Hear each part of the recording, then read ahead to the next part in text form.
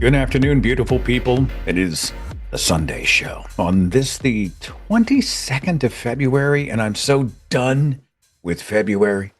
Cheers. Ready for spring, ready for longer days, brighter days, and I'm ready to host a show with the hero. She's not the hero we deserve, but she's the hero we need. Shannon Q. Hey, my friend, how you doing? I'm good. That's a lot to live up to. I'll do my best. Happy to host with you again. It's been ages, so I'm looking forward to it. I'm getting a chance to come up to. I know Canada's a very big place. Wow, you're in Canada? Do you know? Yeah, I know how that goes. Yeah. But I'm going to be at Weekend Reason in Calgary, and then there's an event in Sarnia in August, and I have this temptation to just ask for asylum. Like, okay, Canada, do you have a couch that I could sleep on? Do it in BC. Don't do it in Alberta. Really? If you're looking for asylum, Alberta's not the place right now. Wait, is that the Maple MAGA section of Canada? Yes, very much so. Like, they're talking about separating and stuff. They're a lot. That's where Paul's from. They're a lot. I feel that way about much of this country. By the way, the phone lines are wide open. You will see the link and the phone number in the description. Of course, we have them listed on screen as well. So if you are a believer, you want to talk about God, you want to demonstrate your God, you want to tell us why we're wrong, you want to talk about a social issue of the day, something is under your craw, as they speak, or we just irritate you and you want to call and shame us publicly, please dial in to the Sunday show. Shannon and I are really at your disposal today. So I'm preparing a presentation for something I'm doing next month. And I'm fantasizing about this. I can't decide how it would all play out. But I know you're a mental health person and you get into brain science and all this type, how people think. So I want to know what you think. Okay. So Ready. We are now, I lament, what I always say is that the United States has a lot of smart people, but Americans are idiots. Does that make sense? Like, we have a lot of really smart folks here, but it seems like when we move in mass, we get Trump, right? We get the current Supreme Court. We get all of these other things. We get anti-vaxxers and flat earthers. And we've got the director of health who says he's not afraid of germs because he once snorted coke off a toilet seat. That type of thing. We've got an education director who's never once taught in a classroom. America, the United States has a lot of really smart people. Americans are idiots. So I'm kind of doing this and I was like, what if we were to split the country? Like, two countries. And over here, you've got the people who are pro-vaccine, and over here, those who are not. And you put over here those who are all about climate change and making sure we protect the environment, and those who are not. And those who think ICE is a terrorist organization, and those who do not. And just one issue after the other. Most of them, I think, coming down to human rights issues. And then you let these countries percolate for, I don't know, a decade.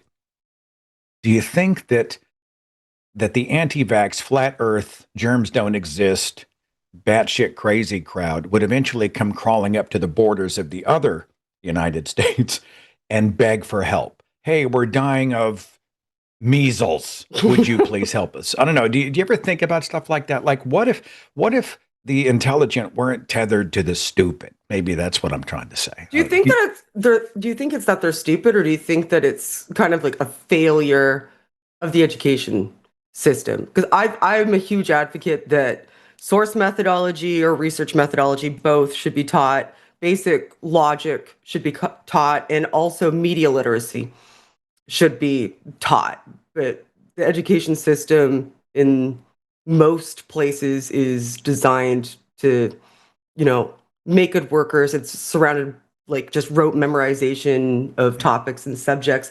And undereducated people are vastly more pliable. They're easier to manipulate into like fear.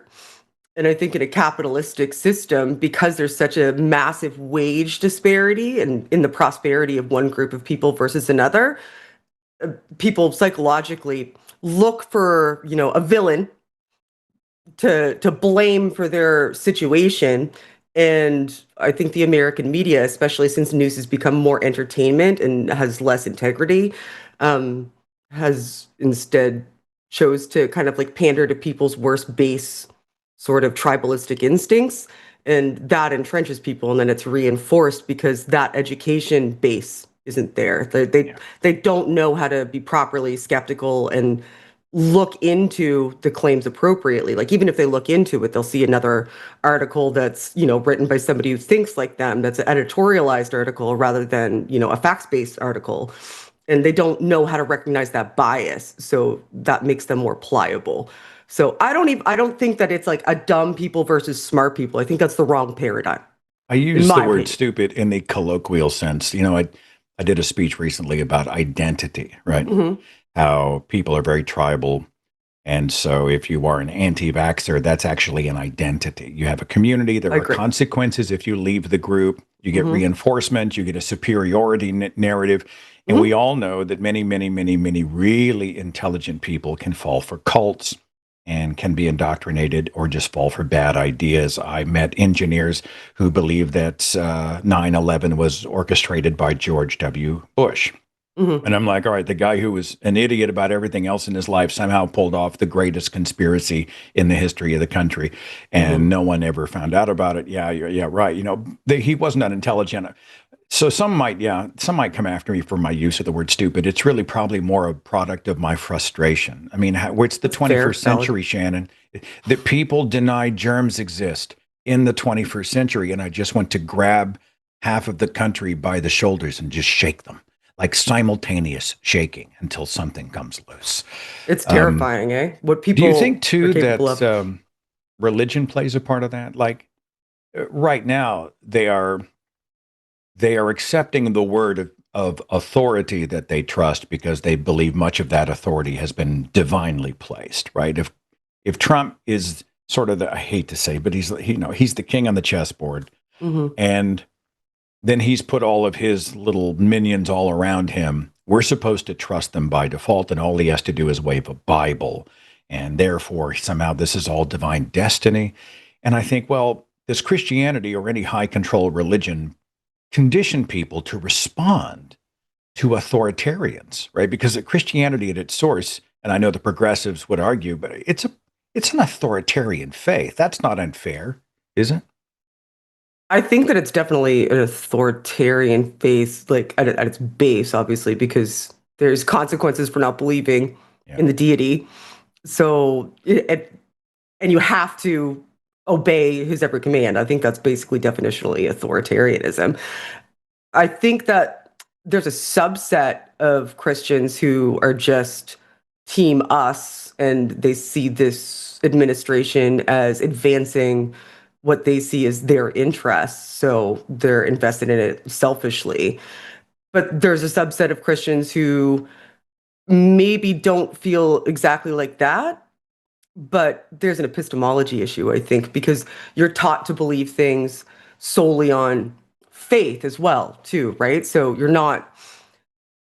not challenged to actually pursue the truth behind anything that is presented to you. You're taught to just take it based on, the infrastructure of authority. And I think that speaks to it more so than the belief of the deity itself. It's the structure of the organization and your role within that structure, in that organization, and how that manifests in how you carry out your ideals into society. So I think I would agree with that one for I don't sure. know. Every day it's like, oh, today will be the day. That's a bridge too far. This is beyond the pale. This will cause the revolt. 10 years later, I'm still waiting. I'm still waiting. Fortunately, and I want everyone to know this, when I recently was speaking in Denver at Secular Hub, I was. They actually on stage awarded me my own Peace Prize. They, You can just make those up now, I heard. yeah, they did. They made a Peace Prize and they gave it to me, and so I've been hanging this. I occasionally wear it around the house. Natalie is thrilled; she thinks it's amazing, and then I have it on display in my office. So anyway, I got a kind of stupid crap in my office. Like I'm just a child, Shannon. Like this amused me, and I brought it because I was going to show you. I don't know. It's one of those things that just pops up somewhere on your feed, and next thing you know, you spend $15 and give them your credit card number and click uh, purchase before you realize that you needed a Trump in prison action figure doll. Like, why do I need this? Aspirational. I needed this. And I think there was one other thing I brought for you. This is show and Shopping tell. catharsis. I get it. It really is retail therapy. I bought it's a candle, and it's scented lavender, but it's titled "My Last Fuck." I have the same candle. Do you? Oh, look, it's on fire. Yeah, I have the exact same candle. It gives me joy. And God, I'm such a consumer. I saw this online, and I have a few of them. This is a coin, and it says, "My last fuck off." So if you are speaking to someone and they are on your last nerve, and you don't want to say, "Here, I'm giving you my last fuck," you just pull this coin out of your pocket and so say, "Here, have a nice day," and they now have your last fuck. This I'd need a amuses me. sack of those. This amuses me. I'm Need to just buy an those by the infant. dozens. I'm just an infant, Shannon. I just can't defend it. So, everything There's no else need to defend okay it. in your world? How does your part of the world feel about this part of the world? Do you think we've all lost our minds? Do they get that some of this that there is a resistance? What are you seeing? What are you not seeing north of the border? Well, I don't think the entire country has lost its mind, especially when you look at like what happened in Minnesota. Like we were very much kind of like cheering Yeah. that on. At one point in time, we were saying that like, look, you're right on the border anyway, guys. Like, just we'll just carve you out. We'll just take Minnesota. They can come be with us. They love hockey there. We love hockey. We'll just make the Wild a Canadian team. It'll be fine. We'll just take you guys in. Um, it's looking at the like we see probably a lot more media about like what's going on with like the corruption. So the tariffs being the Supreme Court overturning the tariff, and what is the name of the guy? Name starts with an H, but I can't remember his name right now. And his sons opened up an organization where they were kind of like betting on the debt for the tariffs. And now that it's overturned, even though he's part of the administration, his family was allowed to create an institution that was basically betting on this being overturned, even though he has insider information, and just make millions of dollars. So Oh yeah. that Oh yeah. that's bonkers. Like that kind of like corruption like should be right in everybody's face. I don't know what the media is like down there when I don't watch the American news, because it seems to either be like really far to the right or really far to the left, and mostly just kind of like be screaming into the void in order to kind of activate whatever base is most likely to like continue watching and viewing, because the news organizations there seem to be primarily about financial benefit and not about being a curator of accurate and nuanced information to the people. And I think that that's a huge portion of what's kind of going wrong down there, is that when you change your news into entertainment, when there's no more journalistic standards, when everything is editorialized and everything is made to pander to a group of people because those institutions, their primary function is a capitalistic one where that is to make money and to have viewership in, you're naturally going to gravitate towards polarization, because people innately really want to, you know, feel as though their tribe is being represented and that their rage is justified. And they're doing significantly more of that down there when I turn on the news than they are actually reporting on the things that are going on. I don't see a lot of that going on down there. Like if you want that, you almost have to turn to like YouTube and TikTok and independent journalists. And you guys are arresting journalists now too.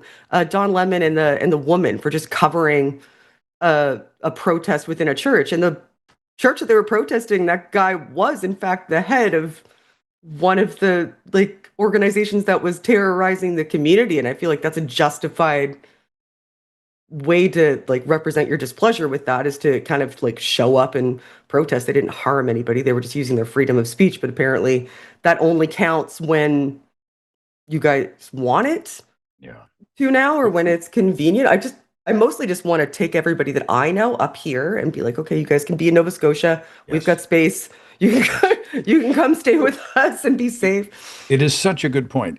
In this country, by the way, the phones are wide open, and the link to dial in via the web is in the description box. If you want to talk about God, we want to talk about God. Just tell us which God and why, or anything else that is on your mind. We would love the chance to speak to you. I believe the number is 6 major corporations own 90% of the media in this country. So when you've Hmm. got news for profit, right? It's such a problem. And then I have really noticed, and I'm sure everybody else has in the last few years, all of the headlines are absolute clickbait. You wouldn't believe what he said about this, right? And they don't give you any information in the headline Mm. that you can actually no complete thought. Maybe is what I want to say. And they're like, so and so made a comment, and the crowd went wild. Wow, what's the comment? Click. And of course, those clicks are monetized.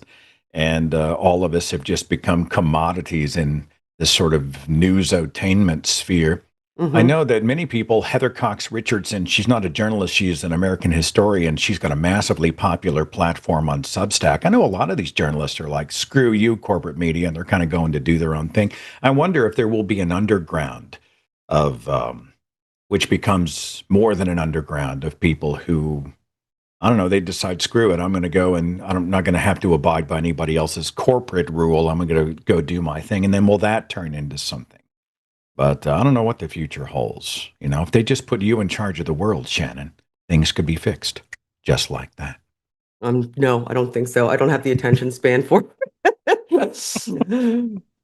But yeah, I don't know. I think that corporate interests should be completely out of politics, and that if you're a news organization, that you should have to adhere to a set of standards that are measurable in order to call yourself a news organization. Like anybody can call themselves a news organization in the US, Yeah. and it's starting to happen a bit in Canada. Luckily, we still have the CBC, and the CBC has a like an ombudsman, so it's government funded. But the news organization at the CBC has a set of journalistic standards that it's mandated to adhere to, that like can't be biased, and they're written out in legislation. Like it's legislated the way that the CBC has to run their new news organization. Like they have to be able to back up everything that they're saying, and they can't editorialize unless they're explicitly stating that they're editorializing. And that seems to kind of be lost a bit in the States. You guys do have public broadcasting corporations, but they're being vastly defunded. Yeah. And people are championing them being defunded because they see it as like a waste of tax dollars. Like, but that's a drop in the pan compared to your taxes going to militarization. Your taxes are going to bail out enormous corporations. You're cutting off your nose to spite your face by getting rid of public broadcasting and news that actually has to mandatedly adhere to journalistic standards in order to function, and by not paying attention to that news as opposed to the news that more amplifies your anger and gives you righteous indignation, because that's not really serving you with information. Instead, it's giving you what it thinks you want to hear in order to embolden you, so that it can continue to captivate you to extract profit from your viewership. The like publicly funded organizations that have journalistic standards don't have to do that. You can actually go and look up what those standards are, so there's more transparency. There is no transparency into the other types of news organizations, and that's fed massively into people's radicalization. And You I think it's devastating. been watching any of the Olympics? I'm obsessed with curling. I was going to get into the The athletes who men have won been, today. Our men won curling. yeah, yeah, yeah. Our Congratulations. men and women's hockey team both lost in overtime to the US, and I woke up very early this morning to watch that game, and I'm still not okay. I So saw thank the you for last bringing it up. Thank 20 you. minutes. Yes, just turn that screw. Well, first of all, I know JD Vance and others are losing their minds because many of the, I think we are very conscious of how the rest of the world sees us, and so are our representatives in sports. And so as they go and they're, doing what they do, they're taking a moment as influencers to say, we don't agree with everything that is going on, but we still love our country, which I think is so fair. I think that's And great. I think Yeah. it's really necessary, Mhm. They're brave voices. And of course, people in a very nationalistic society are like, they're traitors to their country. This is treasonous. How dare you speak ill, blah, blah, blah. And I think they're just amazing. I think there is a response. Some people say it's like, whether you're a performer at the Super Bowl or whether you're doing a concert or whether you're an entertainer in some other way. Yeah, in some ways, I get it. Stay in your lane to a degree, but but if you are an influencer, a person of conviction, and you have an opportunity to help lead people toward better ideas, to set an example, maybe. I mean, I kind of like that. I don't know. Do you when someone dismisses an actor, a musician, athlete, etc., who is getting political? Mhm. How do you respond to that? I with displeasure, because most of the people that are on about that are the same people who were bitching about cancellations for people who were being overtly bigoted on Maine. So they didn't like that because people should be able to say transphobic things, homophobic things, misogynistic things, racist things without being canceled. But somebody who's just won a medal representing your country says, I love this country and I hate what's happening. And now they should shut the fuck up or you're not going to support them. Isn't that hypocritical? Aren't you being a hypocrite right now? Weren't you a free speech warrior when people were being called out for doing reprehensible things? And this is just obvious. Like, it's on its face obvious what's happening. They're killing people in the streets. There's people in detention centers right now. It's not, there's no longer riots in the streets anymore, but those people are still, and those children are still in completely inhumane conditions in detention centers. They're still grabbing people up and disappearing them. I feel like if that doesn't merit somebody saying, I don't like what's going on now, I don't know what does. Like, what does? What would be a justifiable state of affairs for somebody to say, I don't like what's going on right now? Like, what would have to happen? That's my question. We just read that the Department of Justice is wanting social media platforms to turn over account information for anybody who's ever criticized ICE on, I don't know, Meta or X or whatever. For the record, fuck ICE, by the way. DOJ, fuck ICE. I just want that on the record. But anyway, curling, I'm fascinated. Natalie is like, you're obsessed. You're obsessed with curling. What's wrong with you? And I'm like, this is white knuckle adrenaline material here. This is 3 hours of people and the way their minds work and the strategy and the way they're calling it and using the brooms and doing the thing and they knock out and there's a last rock and there's a biter stone. Oh, I learned what a biter stone is this week. I am all about the curling. And they have in white bread, corn fed, red state, Tulsa, Oklahoma, my hometown, they have a curling center. Oh, you should My go. ass is over there tonight. It's fun. It's really fun. In Oklahoma, it may just be like a driveway where they just threw some water out and froze it. I don't care. And I hear it's much harder than it looks. So it's vastly, vastly more difficult than you think it is. I've curled before. Like we're all mandated to from birth. We have to curl. We have to play a little bit of hockey. We have to try all of the winter sports. We have to ski. We have to snowboard. Curling is fun. It's fun for the same reason that I think softball leagues are fun. It's because it's a competitive sport you can play while, drinking and hanging out. Yeah. We love that up here. We love those kinds of sports. I'm hooked. I don't know. I went off on a tangent. Phone lines and web call line is open. Would you like to take our first call? Shannon, Are you ready? I've got Phil dialing in from Minnesota. Phil, welcome to the show. You're on with Seth and Shannon Q. Are you there? Yes, I'm here. Welcome. My question for you, are human beings the fallen angels? No. That's easy. Because if God can give flesh and blood to his pure spirit son, Jesus the Christ, he can give flesh and blood to the fallen angels. True or false? If God, well, and if God exists, then he can do whatever he wants because he's God. So in that paradigm, that it would be true, but I argue against your premise being valid because I don't believe that God exists. Jesus said, if you who are wicked know how to give good gifts. Why should I care what Jesus said? Everything points to the need for conversion to receive the Why Holy should Spirit I care of God. what Jesus said, Phil? Why should I care what Jesus said? Are you going to die? Yes. Is there a judgment day? No. Jesus said there is. Why should I care what Jesus said? All power in heaven and earth has been given into him. How do you know that? He said it. I could say that. All power on heaven and earth has been given into me. And now what? And Jesus proved it. He rose from the dead. He ascended into heaven without you a know that? SpaceX and Narcissism rocket. How do you know that he did? How do you know that he rose from the dead? 500 eyewitnesses. There weren't 500 eyewitnesses. That's a creed. There's no evidence for 500 eyewitnesses. Is the earth in motion? Yes. It's a hard turn. Does a watch need a watchmaker to put it in motion? Does a watch need a watchmaker to put it in motion? Oh, dude. Yeah. Sure. What does that have to do with whether or not Jesus rose from the dead? Are you the contingency or the necessity? God is the necessity. We are the contingency, contingent on God creating us and putting us here.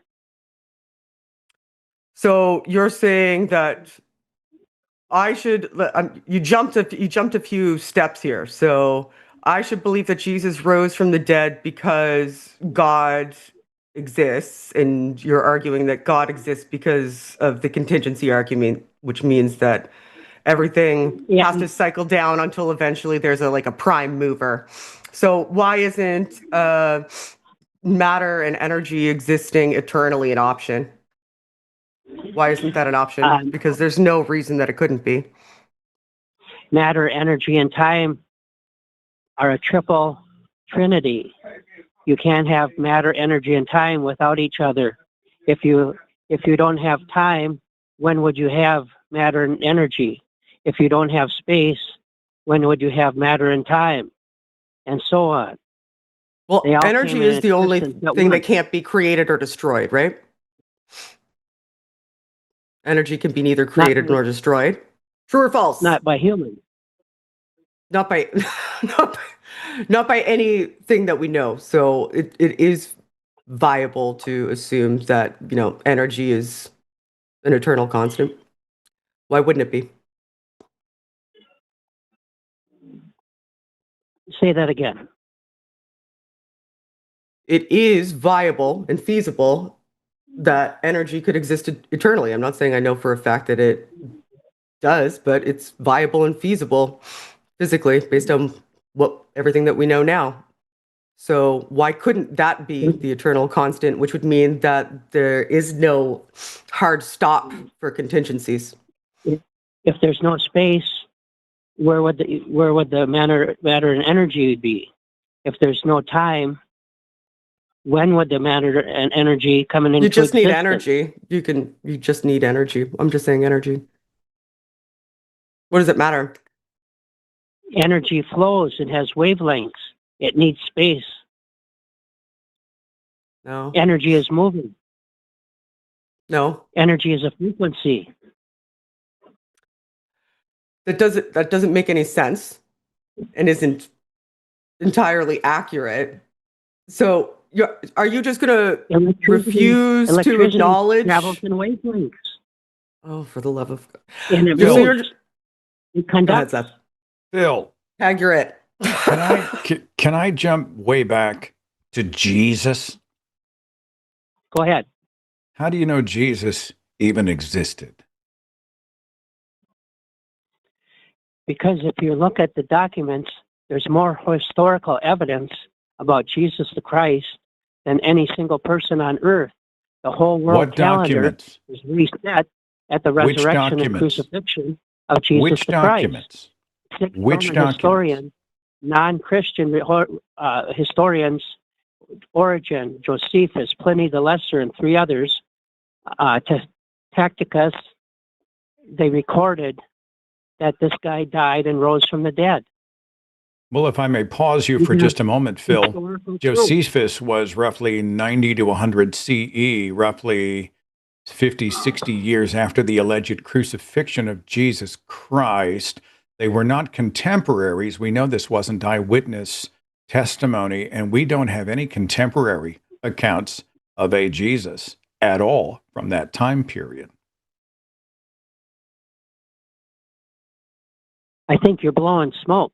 We have the Shroud of Turin that Hang on. shows the emaciated body. Hold on, With Phil. the blood. No, I see Shannon. I know. You've got more proof Just indulge me, Shannon, for than just a you second. can Hang on. I blow was just smoke with. invited, of all places, I was invited to comment on the Shroud of Turin on Piers Morgan. And they brought in a couple of PhDs to argue whether or not a magical cave cloth proved the existence of Jesus.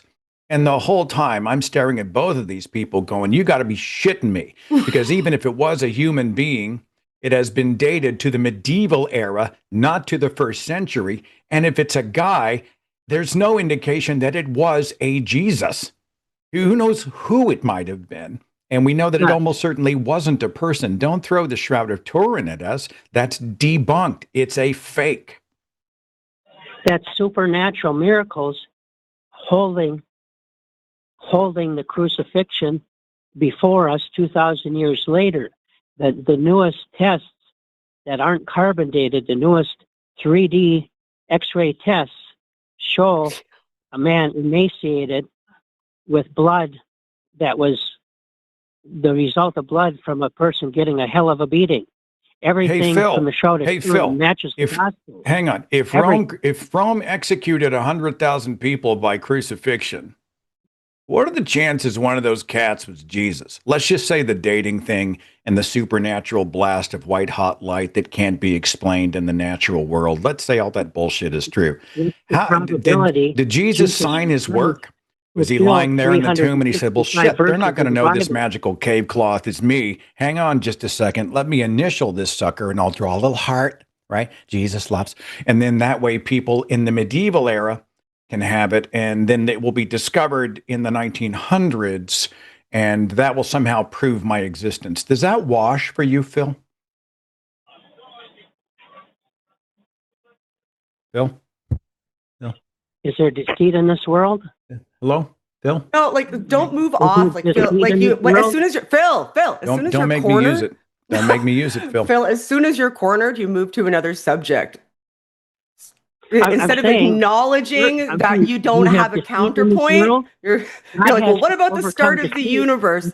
And even if everything about the Shroud of Turin validated that it was from the time of Jesus, that it was wrapped specifically around Jesus, that, you know, if we could sequence DNA, all that would prove is that he died. And I'm fairly confident he died. I'm willing to concede that Jesus died.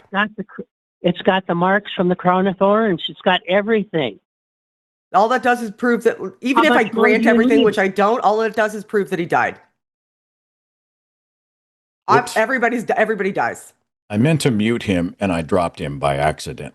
Oh, the tragedy. I'm so sorry. I was trying to make it so that you could finish your point and you and I could like get through that thought. And then I thought, oh shit, where did he go? Phil, sorry, I sent you off into the abyss, into the phantom zone by accident. I didn't mean to. I was just trying to give the conversation a little breathing room on this side. I felt like I was talking to a random word generator, Shannon. Yeah. Tell me I'm not alone.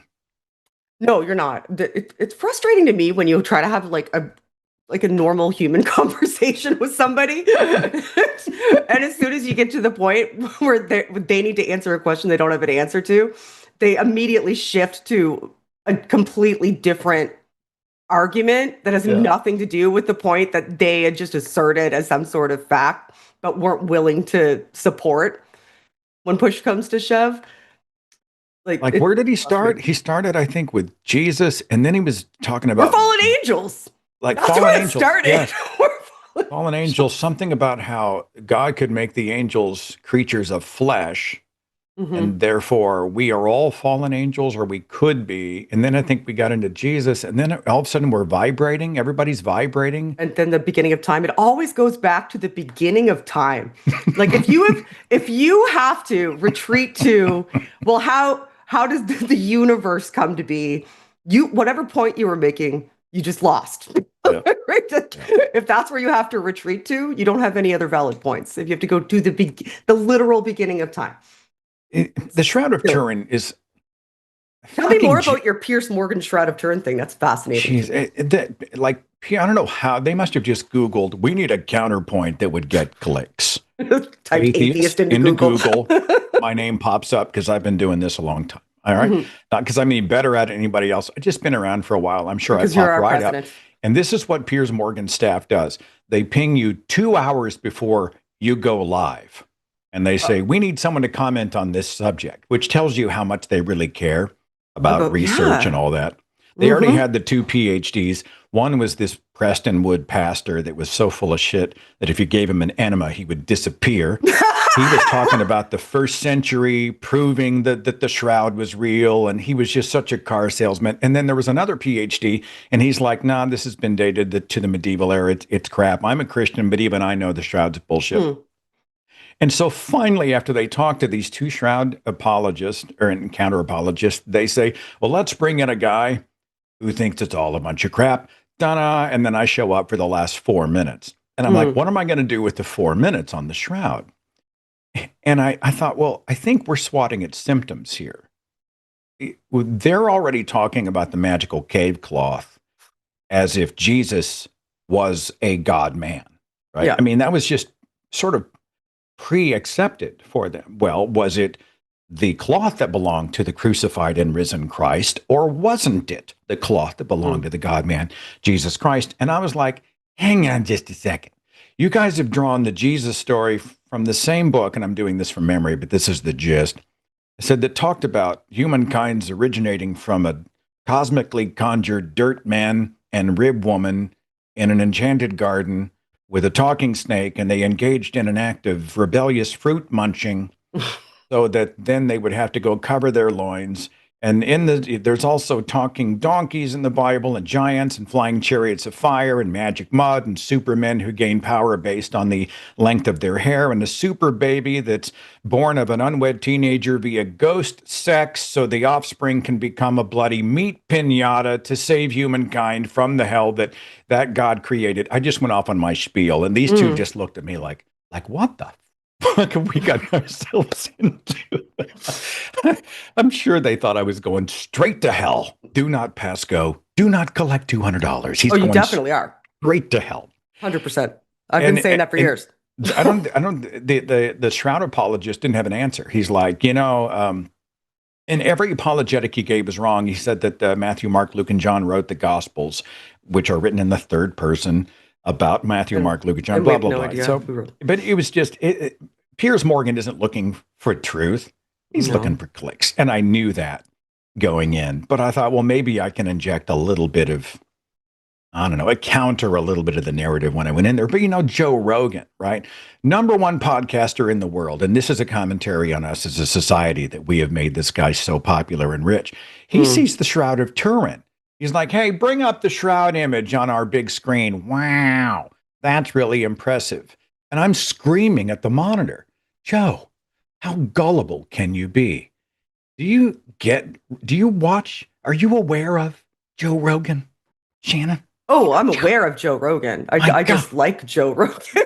I think that he's a manifestation of a physical manifestation of a lot of what's wrong with media culture right now. But even in that conversation with Buddy, if you grant everything and you're like, okay, it was right, all it proves is that guy died, even if you grant everything. Yeah. So I don't understand the focus on it. I don't understand the focus on it. All it proved is he died. And I'm willing to jump on board with that pretty quick. Sure, Jesus died. So you're a historicist. Like, I don't know if Jesus existed or not. I think there may have been a dude. I don't know. I mean, do you kind of lean that direction? There was probably a guy that God man myth was based on, kind of Oh thing. yeah, I don't think that the Bible is is an accurate representation of who that guy is, and I think it's probably an amalgam of, there was no shortage of apocalyptic preachers roaming around at that point in time, and I don't think that the Bible is an accurate representation of whoever that was. The fact that you can like look at Tacitus and Josephus and you can like see references, and I know that some of them are interpolations, that I would lean towards, yeah, this dude existed. And also, I'd like mythicism, I don't think as a counter apologetics strategy necessarily, like I can see the points that mythicists are making, and I'm not saying that they're, off the wall or whatever. Like I can understand it, but I don't think that it's as effective a counter apologetics strategy as just granting, okay, he existed, because you don't need to say he didn't exist for all of it to not be true. It's easy enough to prove that none of it happened, granting that he did exist. Like, so I don't need to add a degree of difficulty to that conversation unnecessarily. Oh, I'd love to see you in a room with Joe Rogan. I would just, I've been asking, I I don't would know why never, you would do that to Joe Rogan. I would like, he so often sits in front of these people and he is hardly ever challenged. And he buys the craziest shit. By the way, I do see your call coming in from Scotland and other calls more than welcome on the show. Let me get to you in just a second. So Mhm. he has Mel Gibson on. Well, back in the day, I was a huge Mel Gibson fan. He's the Mhm. road warrior, right? And of course, then it comes to light that he was like, he abused his partner. He abused he was a Holocaust denier. He said Jews are responsible for all the wars in the world. And he's just toxic and he's awful. And he's never even really acknowledged or apologized for all the things that he did. Then he has The Passion of the Christ, for which he is filming a sequel. Joy, more torture porn. Yay. And he goes on Rogan to promote whatever movie he's promoting, and they start getting theological. And he says just a series of absolute batshit, totally vacuous statements like, we know the Gospels are true because the disciples died in the name of Christ, and no one dies for a lie. I'm like, hey, Mel, Heaven's Gate, right? Yeah. Right? The 9/11 terrorists who flew into the World Trade Center in the Pentagon, like no one dies for a lie? Are you shitting me? It's just a horrible argument. And Joe's like, wow, that's really impressive. That guy drives me crazy. Plus, he's got a whole fan base of these fucking Joe bros that just lap up everything he says, all in the interest of, quote, having conversations. How do you respond to that? You know what? He might have RFK Jr. on or somebody, Tucker Carlson, but we need to be having conversations.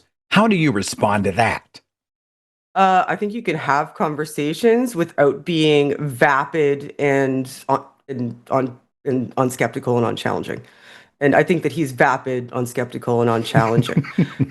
Like he just smiles and nods at whatever ridiculous thing anybody says to him. And I think that he is not a good steward of the platform that he has been granted. And that is shameful because he could do a lot of good from that position. But instead, he's, doing harm and seems indifferent about the fact that he is. And I don't respect him or like him or want to be in a room with him I because used to think we I didn't like to land on speak the to moon. people that can carry a conversation and you know have some degree of Yeah. intellectual curiosity that doesn't stop just because somebody said something that you think sounds intriguing and therefore you can just allow it to pass into the ether. Like maybe he doesn't understand that the fact that he has this massive platform requires a degree of responsibility, and he doesn't recognize that just allowing those things to pass unchallenged into the world creates a culture where people are liable to continue to pursue the idiots that he platforms and find out more about what they have to say because he's introduced them to them like without any pushback. And two, without the pushback and without the skepticism, him just nodding and acting like he's in awe of any stupid bullshit anybody says to his dumb face means that he's given permission to that audience that is looking at him as a trusted purveyor of information to also believe them because it's interesting and think that things that people are saying on that platform are plausible when in fact that like the mildest of scrutinies prove that to be not the case. But anyway, sorry, there's calls waiting. Joe was once a moon landing denier. No, like, the shock is overwhelming. What? We didn't land on the moon. By the way, I wrote this down. I am using the words vapid, unskeptical, and unchallenging on someone this week. Like anybody grazes me in the comments section, I'm just going to be like, you are vapid, unskeptical, and unchallenging. And Lots I'm going to credit you. Merit that moniker, unfortunately. For giving me that weapon. In the arsenal, I believe a web call from Scotland. You're going to have to help me with the pronunciation of your name. How do I say that? It's Adekunle. Adekunle. Awesome. Mm-hmm. You're on with Shannon and Seth. What's on your mind? Well, I mean, I think the probability of theism is probably higher than the probability of, atheism being true. Can you say that again for me? I missed it. I think the probability of a God existing is much higher than the probability of a God not existing. That's all I have in my mind currently. The probability of God existing is higher than the probability of God not existing. What do you mean by God?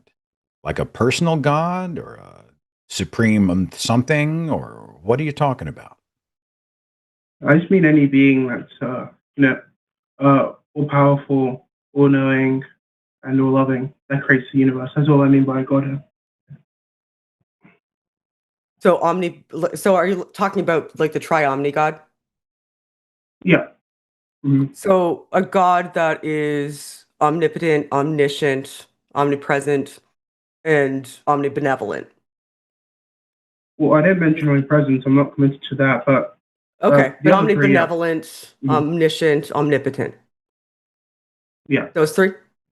Okay. So Mm-hmm. are you in any way bothered by the problem of evil then? Or the problem of divine hiddenness? Logical?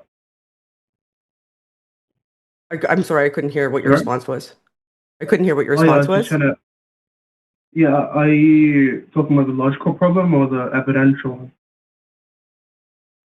Either. So if you think that the God that you think is more probable of it to exist than not exist is omnibenevolent, like each one of those omnis has its different defeater from my perspective. I think divine hiddenness is probably a better argument than even the problem of evil, because if there is an all-loving God, and if that God wants to have a relationship with its creation, then there should not be such a thing as a non-resistant non-believer.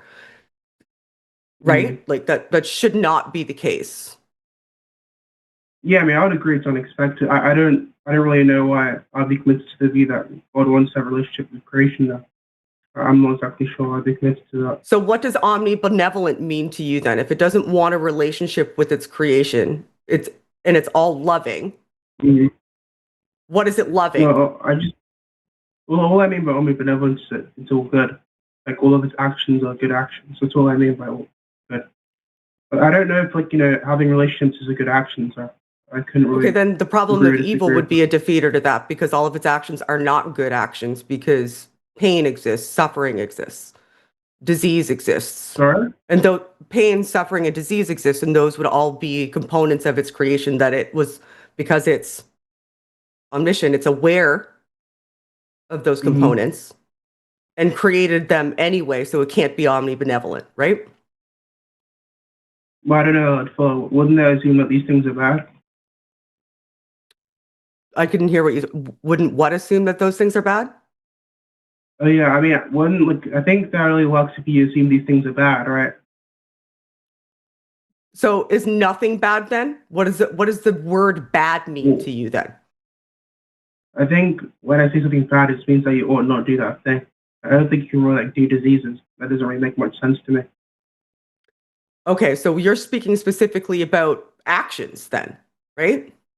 Yeah, I think early actions can be So that, yeah. we don't do diseases, but you know who in Mhm. your paradigm, do you know who did do diseases? God. Not really. What So did where did disease- diseases come from? Did they manifest outside of God? So God created everything except diseases? I think saying God did diseases and saying God created diseases are very two different statements. But if you're referring to him creating diseases, then I also disagree with that as well, yeah. I So disagree you with that. don't think, so there's a thing that exists in reality that God did Yeah. not create. So how was it I created mean, if yeah, not by presumably he if didn't not create by himself, God? right? So, If not by God, how were diseases created? Is there well, I a mean, different if God that if just the creates contention, diseases? all right, if the contention was there existing something that God didn't create, I mean, wouldn't that be assumed because God wouldn't create himself? So it seems like that shouldn't really be a problem. Is there any other qualifier that makes this one an issue as opposed to like the example I just gave you about God creating itself? Because that's the only God, issue, I'm and not talking obviously about God creating no one's himself. going to I accept it. think we're cycling away. So God, in your Mhm. in your view, there's an Yeah, omniscient, omnibenevolent, yeah. omnipotent God, has those three Hmm. qualities. It's more probable than not. I'm focusing on just the Yeah. omnibenevolent quality. And I'm saying that if omnibenevolent means what I think it means, and I think that it means that the actions that this entity takes are all good, not the actions we Hmm. take, the actions the entity itself takes are all Yeah. good. And that entity created the state of affairs of the current extant reality. And within that Hmm. reality that was created by that omnibenevolent God, there is Hmm. suffering, there is disease, there are things that have been created and are part of the creation that are not a direct Hmm. result of the actions of any individual human that are bad, then that is a counter to omnibenevolence. So Okay. that So I mean, I aspect think. of this God cannot be the case. Otherwise, Mhm. disease couldn't and wouldn't exist. Parasitic, not even just disease, like little parasitic creatures that, you know, can go into your brain and change the constitution of your Mhm. personality and ultimately kill you. Those were created by this same entity that's omnibenevolent. There's no need to create those things. Chose to do that knowing the harm it would Mhm. cause. Therefore, that's a defeater to omnibenevolence. I mean, I don't know if I take this account of like create because if I was let's say I produced I don't know I produced like an object and someone used it to harm someone, you wouldn't say I created the harm. You'd say I created the tool of harm. I mean, I understand what you're saying. I think what you're saying is just that given that God created the universe and He knew that the entailment of this is suffering, that's just to imply He created suffering. But I mean, we both agree that it wouldn't actually fall from that it created suffering. What you probably want to say is just that because He knew it was going to entail suffering, that's supposed to make it morally culpable. But I don't know if that would even be true either. Its very existence entails the suffering, though, right? So you're saying if I made a Really? sword and somebody stabbed somebody with that sword, but it wasn't my intention. I was making it to hang on my wall. But somebody took it and stabbed somebody with it. It wasn't my intention that it be used to harm. However, it was used to harm. So that's not on me. That doesn't mean that I wasn't being, benevolent in that circumstance because I had no knowledge that that's what it was going to be Well, I didn't utilized say that, for. brother. Well, you said Sorry if to I cut you, created a but tool I or some didn't say sort of that. implement that was used to harm people, then that doesn't mean that I had intended that harm to that person, right? That's what, or did I Oh, hear that's not you what I said. incorrectly? Okay. What I said, I can clarify. What I said was just that it seems like I can give like many, examples in which someone creates something, right? And then the thing they created is used as a tool to like harm someone, for example. But you wouldn't want to say they created the consequences. You want to say they created the given tool itself. So I can acknowledge that, maybe the tools being Seems used like for a what I bad said. thing, and maybe the fact they don't know what the future Right. holds insofar as that tool is, contributing to So whether it's good or bad. But the point I'm making is just that it wouldn't imply God creates the bad, by the way, just giving that counter example. not in, so if you accept that that example is analogous and it maps on one for one, but it doesn't, right? So a disease that exists, right? So cancer, for example, or a Yep. brain-eating parasite. The brain-eating parasite is probably even a better example. So this brain-eating parasite that exists cannot exist unless it is parasitic and eat brains. That's Yep. what it does, right? It can do nothing else. That is, or otherwise it goes extinct. That is what it does. So that was created.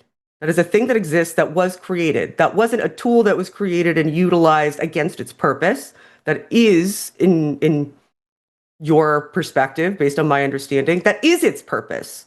So that seems like a viable counter to me, because this purpose is to harm other creatures. It can't exist without doing that harm. And if it can't exist without doing that harm, and God created it knowing that that was going to be the state of affairs in the context of its existence, it created that thing knowing that it can only exist by harming. And if it can only exist by harming, it can't be, the creator can't be benevolent, because it created something that's existent, is contingent upon causing harm. Yeah, I mean, well, once again, I wouldn't say. I mean, maybe I don't want to see like I'm trying to avoid the question, but I think this will probably help clarify what I'm trying to say, because the response is still the same.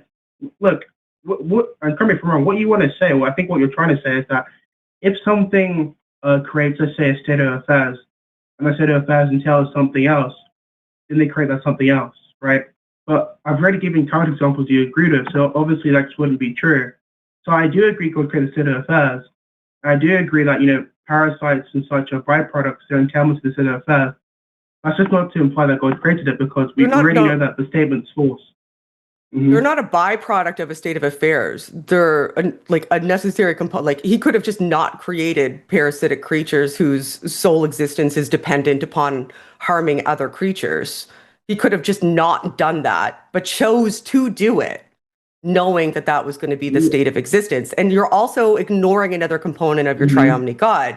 This God is omniscient, which means that this God knows everything that has happened and knows everything that will happen forever, which means that he created this state of affairs knowing the outcome and chose to do it anyway. If I know what the outcome is going to be, so let's go back to that sword analogy. If I create the sword and I know that the outcome is going to be, I know definitively, because I know everything. I know definitively that that sword is going to be taken off the wall and used to stab somebody. And I know that if I don't make that sword, that's not going to happen. That harm is going to be avoided. And I choose to do it anyway. I'm knowingly creating an implement that I know is going to cause harm and do it anyway. I have that knowledge. Your God has that knowledge. It's not just the fact he didn't create it and then just go off into the sunset and let it unfurl all on its own based on the attributes that you described. It did it knowing what the outcome was going to be and did it anyway. Okay, yeah, I mean, I suspected that was probably where it's going to go. So, I mean, it seems like you maybe agree with the prior point that just merely creating the set first doesn't make the being with helpful, or doesn't mean the being created the effects. But maybe you want to say that because they know the effects, that just implies they create the effects. Yeah, I don't see why that would follow either. I don't know why I have good reason to believe that. Why don't you see why that follows? Like, just decreeing that you don't think it follows without giving me a reason. No, I didn't say anything. I said I don't see why it follows. All I'm trying to basically say is I haven't been given good reason to believe it follows. Like, I understand this intuition, but I don't see why it would follow that. You don't see why it follows that if a creator knows everything that has happened and is going to happen, and specifically creates a creature whose sole purpose is to harm other creatures, otherwise it can no longer exist. It will just stop existing because that is what it needs to do to sustain its existence. Can't be called omnibenevolent, because I challenge your definition of benevolence. Because do you understand that point I made earlier about the creation stuff? Or not times, but did you, was I clear about my point? Maybe I wasn't clear. Because all I was contesting, I wasn't contesting the other points. Yeah, all I was contesting the idea that God created, like, the parasite, because I gave a counter example. Basically, what you were saying, and correct me if I'm wrong, was that if something creates, let's say, I'm going to use letters. Let's say something creates X and X implies Y. That means that thing created a Y. I disagreed with that because I gave a counter example, which you agreed with. I said that I can create a tool, so replace X with the tool, and then the tool implies someone gets murdered, right? It doesn't imply I created the murder. Right? I didn't create any of that. I didn't create the effects of that. That seems like a category I'd say you created the murder. Did you know that the murder was going to take place? Did you know that the murder was going to take place if you did that? No, but now I suspect what you're trying to say is that... No, exactly. Your example only holds up if you don't have omniscience, right? I understand. I'm just trying to take step by step. I understand the point. So you do agree the prior claim was false. What's actually true, what you actually think is that if I create the thing and I know the effect, then I create the effect. So then if I created the tool, and I knew the tool was going to be used for murder, then I created the murder? Does that even make any sense? No, in my example, it's not a tool that I'm talking about. So let's look at it this way. So let's refine this so that I'm fitting within your analogous structure. So I'm not just creating a tool and then the tool was used for nefarious purposes. Let's just say that I create a tool that it exists innately for nefarious purposes. So I create like a machine, just a magic machine in this hypothetical. I know magic machines don't exist. So I create a magic machine and this magic machine has consciousness and it knows that if it doesn't go around, shooting babies in the head, then it's going to stop existing. It needs to do that at least once a week. It needs to shoot a baby in the head once a week or it ceases existing. That's the only way it can sustain itself.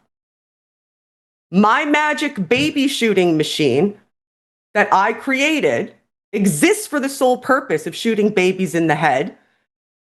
And in order to sustain itself, it needs to keep doing that. Otherwise, it ceases existing. It goes extinct. That is what it needs to do to sustain its existence. So if I create that,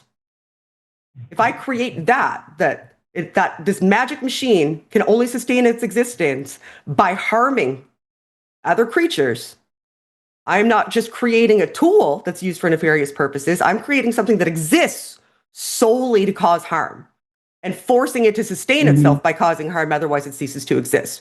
So a parasite is that. It's not a tool that was used nefariously, even though it itself is benign unless it's wielded. Its existence is predicated upon it causing harm, and I created it anyway. Yep. Yeah, I mean, I may agree to function. I probably wouldn't say it's a purpose, but I understand the general point. Yeah, I mean, even given this, the critique would just be that, given that you agree that, well, I mean, I actually don't know if you agree, but if you were to say I created an effect, that just seems nonsensical because, I mean, creation typically just means to bring something to existence. And obviously, if I was to create the parasite, for example, if I was created the universe, and then the universe produced the parasite, I would be the creator of the parasite, the creator of the universe. I brought the universe into existence, and then you could say the universe brought the parasite into existence via natural selection, whatever.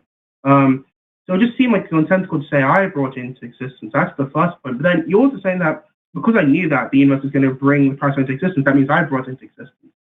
That also just seems like a non sequitur because if all it means to create something to bring it into existence, why would my knowledge mean I brought it into existence if it's conditional on the universe bringing it into existence? Can I play along for just a second? Yeah, please do. Yep.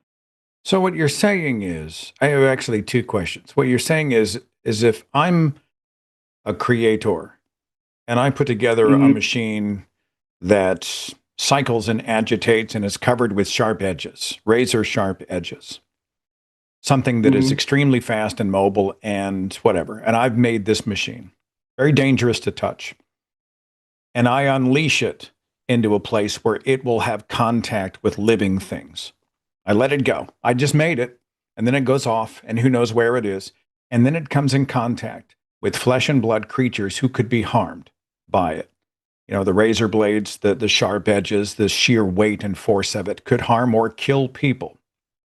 You're telling me that I'm off the hook for making something like that and unleashing it?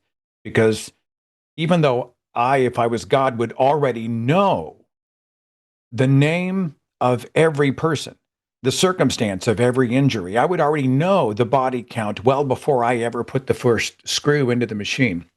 You telling me that because I just made it and sent it off into the wild that I'm off the hook? Is that what you're saying? I mean, I haven't made any moral claims. I mean, it's almost like off-purpose recipes will be morally loaded. I'm not really sure about that, but I mean, the only claim I've made, just to clarify once again, is just I think this whole talk about creating this stuff it just seems nonsensical to me. But look, hang on. I want to come back. All right, we've been with you for about 20 minutes, but I'm going to come back. I think. Sorry. My first thought is, well, we're speaking about a watchmaker first cause deistic deity who may not be good at all. I just made it and let it go, and whatever happens, happens, right? Wash my hands. An omnibenevolent God would have already shown up in your living room and brought you to a point where you don't have to have probability conversations. I think it's more probable that God exists than doesn't. Actually, an omnibenevolent, omnipotent God would be able to already demonstrate, so you wouldn't have to work probabilities. And third, I'm curious what your interest in this is. If it's kind of a, hey, I set things in motion, but it's not really my problem, are we just navel gazing here? Like, why would you take a question like this personally? What impact does that type of God have on your life? I mean, to respond to the second question, I mean, I can agree. Maybe it's possible it can come down, like speak to me and tell me that I could maybe come on the show as well and tell you guys as well. I agree. That's logically possible. I mean, that seems very, very plausible. I'm just saying I wouldn't be expected. I mean, also, even if I was to happen, by the way, there'd still be talk about probabilities. You know, one could say that it's a hallucination. There'll still be talk about probabilities regardless. But hang on, hold on. A God who can do anything would know exactly how to prove himself, herself, itself to you without question. You want to know why? Because it's God. Right? No question. Yeah, there's agree. A way. There's a method. That's just not to imply it would, though. No, I once again, I do agree it could. That's not to imply it would, though. All right. Why would that imply it would? I mean, it seems like it's not a commitment to be saying that God's just all powerful, all loving and so that deity has not done that. That deity knows that you have a question about it, that you're weighing averages, looking at probabilities, doing some math, making assumptions, you're hypothesizing, etc. That deity has not shown up to prove himself, herself, itself to you yet. Is that right? Yeah. Okay. So if that God is not interested enough to solve this particular question, why do you give a shit about that God? Because that God's not interested in you. I mean, that does seem like a meta level point. It doesn't seem very relevant to whether it exists or not. But I guess I think it's interesting to talk about by talking about whether God exists. That might be the reason why I'm interested in the question. And yeah, I mean, I can acknowledge God isn't interested in what I'm doing. I don't see why that'd be relevant though. What that really matter? It doesn't seem like it's unexpected. You're the one who said omnibenevolent. Generated this prediction. Benevolence is agency. Sorry? Benevolence toward that God's creation, which would be us. Shannon's totally right. You know, I think you and I are. The issue is just we're talking past each other. Maybe you construe omnibenevolence in a way I'm not construing. All I mean, once again, is just that all the actions of the being are good actions. And that's not to say that, you know, the being is going to be coming down and helping us out. Just to say that's a good action, right? I didn't see why creation is an action, though. Creation with foreknowledge is a definitive action, and it's an informed action. So I could focus on the other two omnis, but I'm not understanding what you're not getting about what I'm saying about benevolence right now. If you and I are God, Shannon, and we create cancer cells, or a mechanism which will biologically produce cancer cells. Somehow we're not responsible for the creation of the cancer cell, especially if we had foreknowledge that they would become cancer cells. Somehow we're off the hook. I don't understand his argument. I don't think we're missing anything.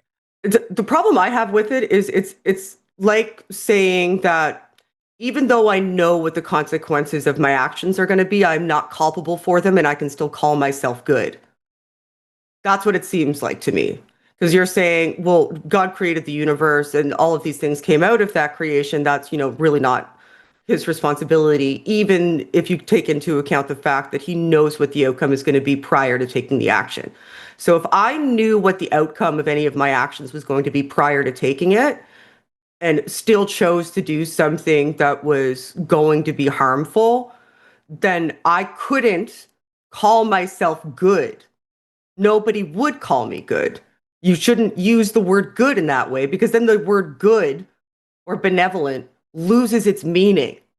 It no longer has any meaning at that point because if you're taking actions that lead to consequences that are going to be negatively impactful and you do it anyway, that is kind of the definition of bad. Otherwise, I don't know what words mean anymore. I'm going to give you one last bite at the apple before we let you go. Is there anything else you want to bring to the table? Well, I mean, look, all I've been asking you is to literally prove that premise. You're saying that if the being knows of the effects of what it creates, that implies it creates it, and then it follows from that if it creates something that's bad, that's just implies the being is bad. Actually, couldn't be good. I understand the argument completely. It's not hard to grasp. What I'm not grasping is how you make the inference from the fact that it knows the future and it creates the set of affairs. The intelligence of the set of affairs is also created by. That's all I want to know. And also, additionally, you want to know. I'm going to answer your question, but I want to make sure that I understand your question. So your question is, you want me to explain how foreknowledge of the consequences of an action and taking that action anyway mean that that action is not benevolent?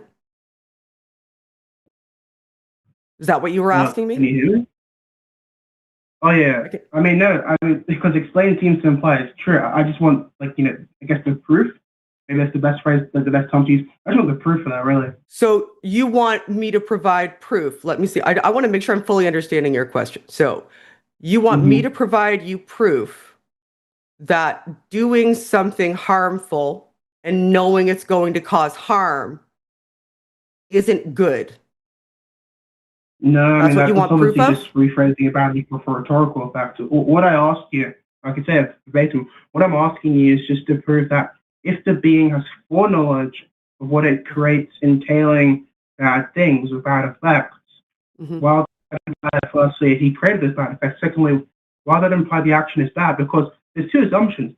The first assumption is that foreknowledge and creating a set of affairs implies you created the effects of a set of affairs, and also that your actions are bad in virtue of consequences.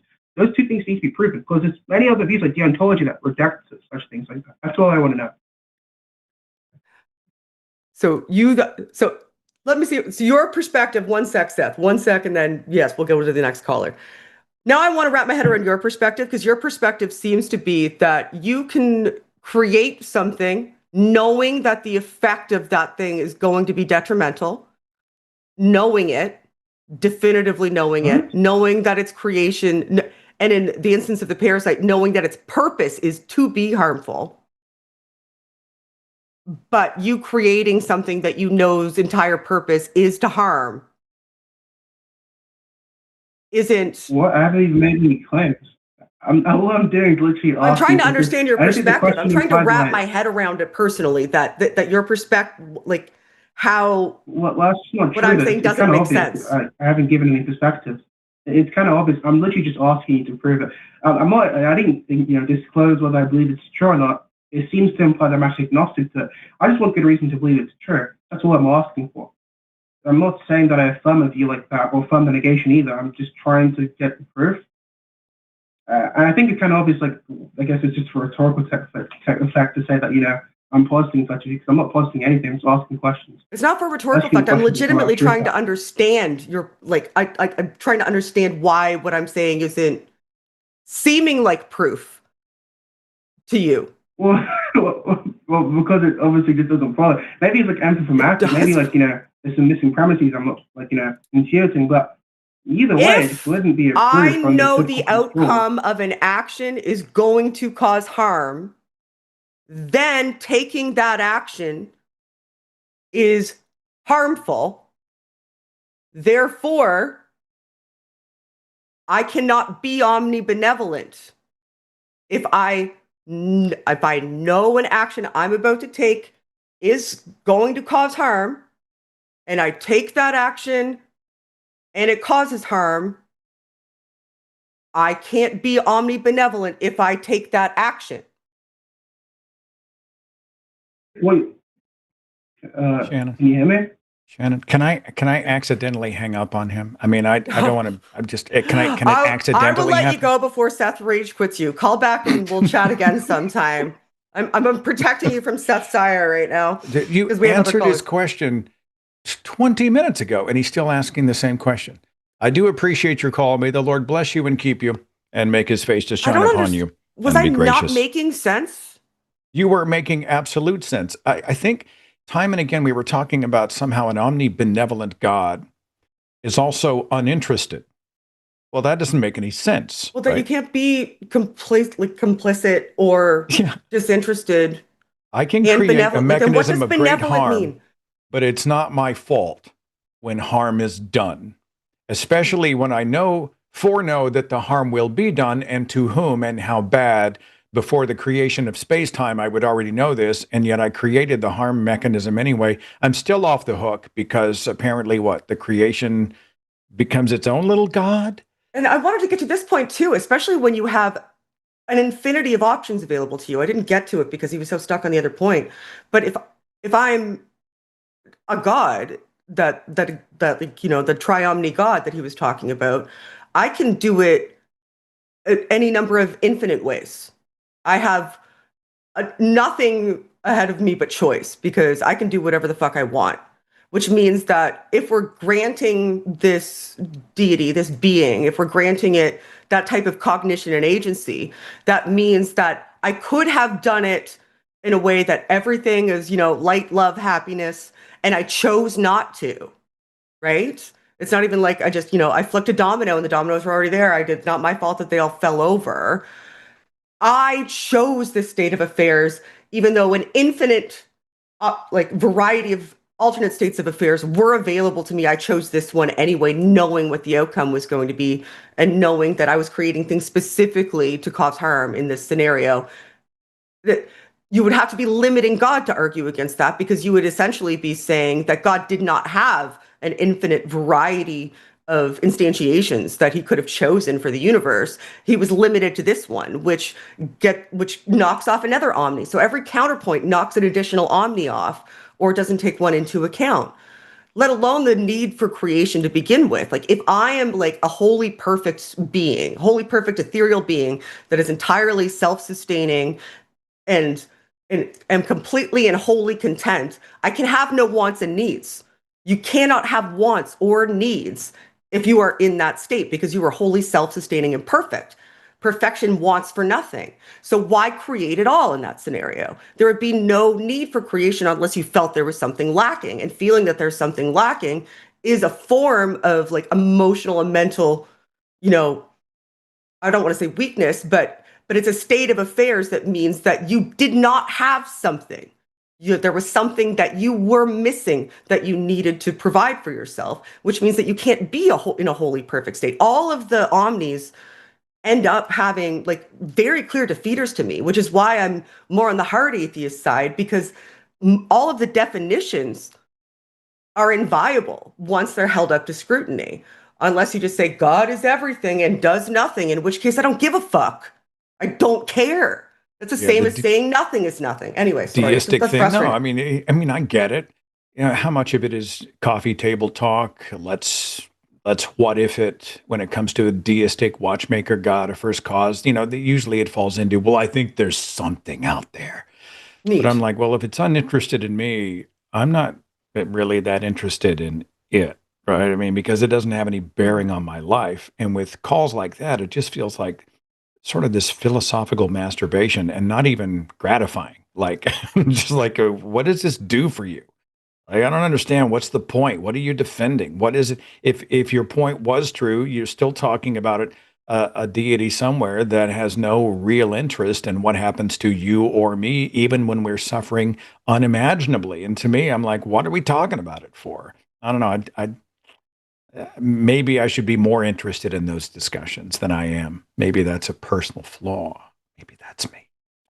I wasn't You going to want to say talk anything, to? but Would you like to talk to somebody from Australia? sure. I would love to What talk to time is somebody that? from Australia. I think that's 17 hours ahead of me, I think. Is it George? Hello. Welcome. Hello. What part of Australia? Yeah. Hi guys. It's morning for me. So, Wonderful. Good morning. I don't know what time it is there. What's Good on your morning. mind? Can you hear me all good? It's okay. Do you have are you on wireless? Bluetooth? Speaker? Yeah. I think. Give me 1 second.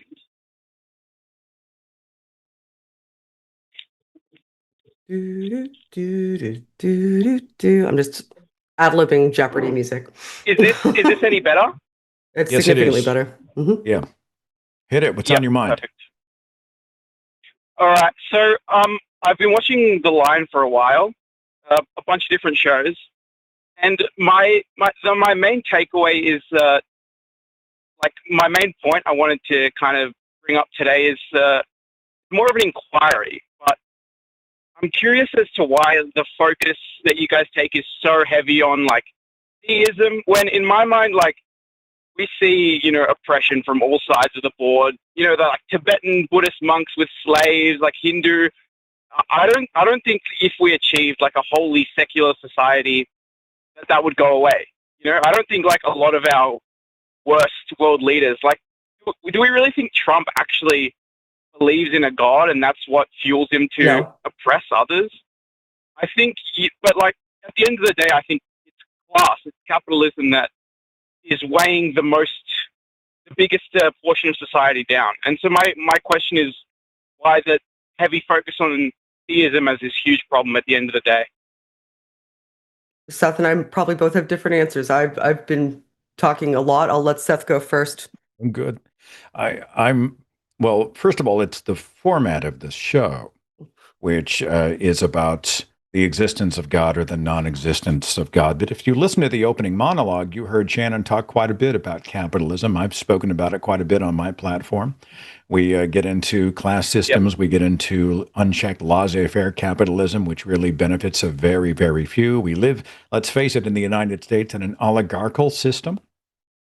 And we speak about, and I think all of that really falls under the humanism umbrella. And we talk about humanism a lot. And I think the Line shows get into the state of the world, the state of the state, cultural issues, and that entails a whole lot of stuff. No, we're not talking about Tibetan slaves this week, but we are talking about headline issues that are affecting people in this part of the world very, very much. So, and religion and God questions often are part of those. I mean, a great number of people who are instigating and implementing real harm politically and socially in my country, the United States, they are identifying Christians, and they are often excusing what they do, the harm they cause, via their religion.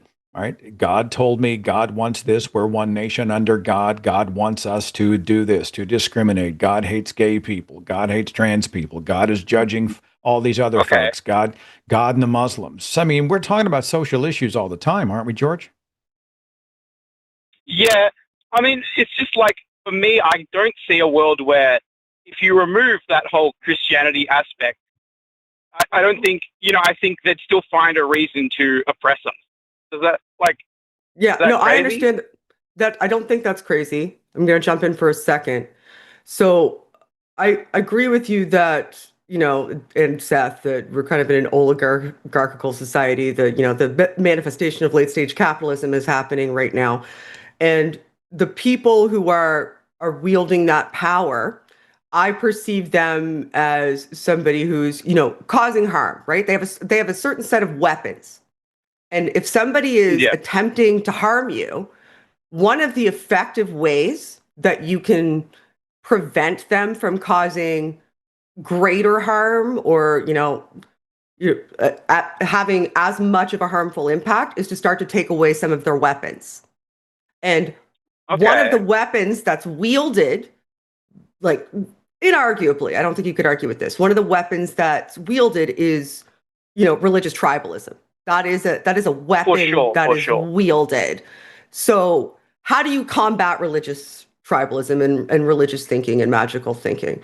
Well, one way to combat it is to have these types of conversations where people call in and we talk about why we don't buy into it anymore or never did buy into it. And we go through the logical principles. Now, demonstrating those logical principles and that epistemology is exposing and introducing people who stumble across this platform, not just to being a counter apologist for religion or Christianity. It's demonstrating that thought process, like, how do you look at a claim, and, religions are claims. How do you look at a claim and scrutinize it effectively to make an assertion as to whether that claim is true or false? That's something that isn't taught in those religious institutions, and we're scrutinizing those claims. And now back to your, like, well, why aren't you talking about Buddhists? We don't call ourselves, right? So we open up the lines, and anybody who would like to call can call, just like you did. We didn't ask you to call. You called because you wanted to have a conversation with us about why, I'm assuming probably the focus on Christianity. That's who mostly calls us. That's probably a byproduct of the demographic of the area that we're popular in, or the area that we're predominantly watched. And the religion, Christianity has a bent towards apologetics, right? Like, they believe that they're called to apologetics. So they likely psychologically would be more likely to call into a show like this. So I see it as twofold. We do talk about the social issues. We absolutely talk about the social issues, but we're also demonstrating the epistemologies that we utilize to address claims. And we do that via having these conversations. And I think that the epistemology of most religious beliefs has faults in it. And those faults are a chink in the armor that allows an opening, if you utilize that epistemology in other aspects of your life, to lead you to poor outcomes. And if each individual person has a poor epistemology, that's ultimately going to lead them to poorer and more deleterious outcomes, then that impacts society and leads us to where we are now, where we're not scrutinizing, where we're kowtowing to authority, where we're easily manipulated, where we're more subject to being influenced by propagandists and counter information than we would have been otherwise. So I guess I don't understand the criticism. Like, if you go into a shoe store and say, why do you sell shoes instead of selling hats? Then don't go to the shoe store. We talk about religion here. That's what we do. And also, if you look at the individual impacts of any one person who is deconstructed, this is a space where people who are now ostracized in all likelihood from the group of people that they saw as their tribe now can find some sort of camaraderie where they feel as though that they have a place that they can commiserate. Even if they're not speaking to us directly, even if they're not engaging in the chat, there's a million people that are going to see this, maybe never make a comment, and think to themselves, I'm not alone in this. There's other people that are like me that I wouldn't have been exposed to otherwise, that have gone through or are going through the same type of thing related to deconversion that I'm going through. And that, even if everything else that I said wasn't true, is in and of itself inherently valuable and worth doing, and is one of the primary reasons I do it. Does that answer your question? Okay. Yeah, no, I very thoroughly answers my question. Yes. All right. Thank you, guys. Deal. No problem. Enjoy the show. Keep watching. Thank you. See you. Have a. I mean, fine. It gave us a chance to really explore why we do what we do. The shoe store analogy is really good. I may steal that one. But You've got a notepad out for all the things. have you noticed though? Like, I think we all have the things that are resonating with us that are on our minds. By the way, it looks like the switchboard is wide open all of a sudden. I had somebody who just dropped. You intimidated them, Shannon. How Why are people could so you? afraid of me? So Call us it's back. you. The numbers on the screen are in the show notes of the broadcast. If you'd like to talk about God, whoever she is, and or something else, okay? Tibetan slaves. If you'd like to talk about Tibetan slaves, give us a call. We can deal with that. But have you noticed that I will do a themed broadcast on my platform, which has been around for a while, and we'll do a conversation. And in the comments section, it's almost inevitable that within a few hours there will be someone who has dragged in. I'm not talking about you, George, but this has brought this to my mind.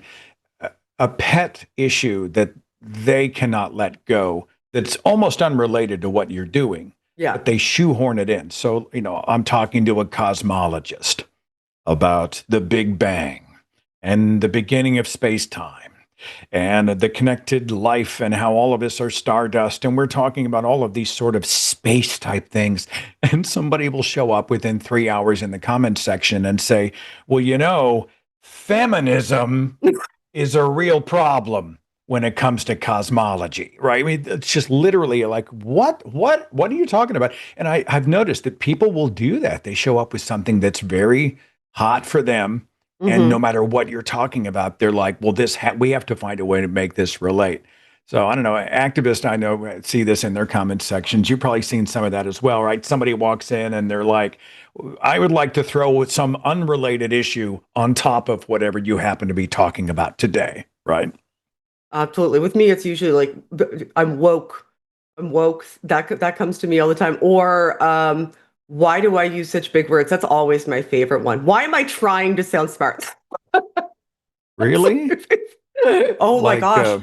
Constantly. It's just misogyny, right? It's just, oh, I heard a woman say a couple of words that I didn't immediately understand and had to look up on Google. So she's obviously trying to make me feel bad about myself because I'm clearly the locus of her attention. You ever ask somebody to define woke? I always enjoy that. Like, whatever I hate is woke. And I'm like, all right, well, do me a favor. does that mean? This is the Jello nobody can ever nail to the wall. So you tell me what's woke. And I've never gotten a good answer. I've just never, Because they out themselves as immoral once they do they?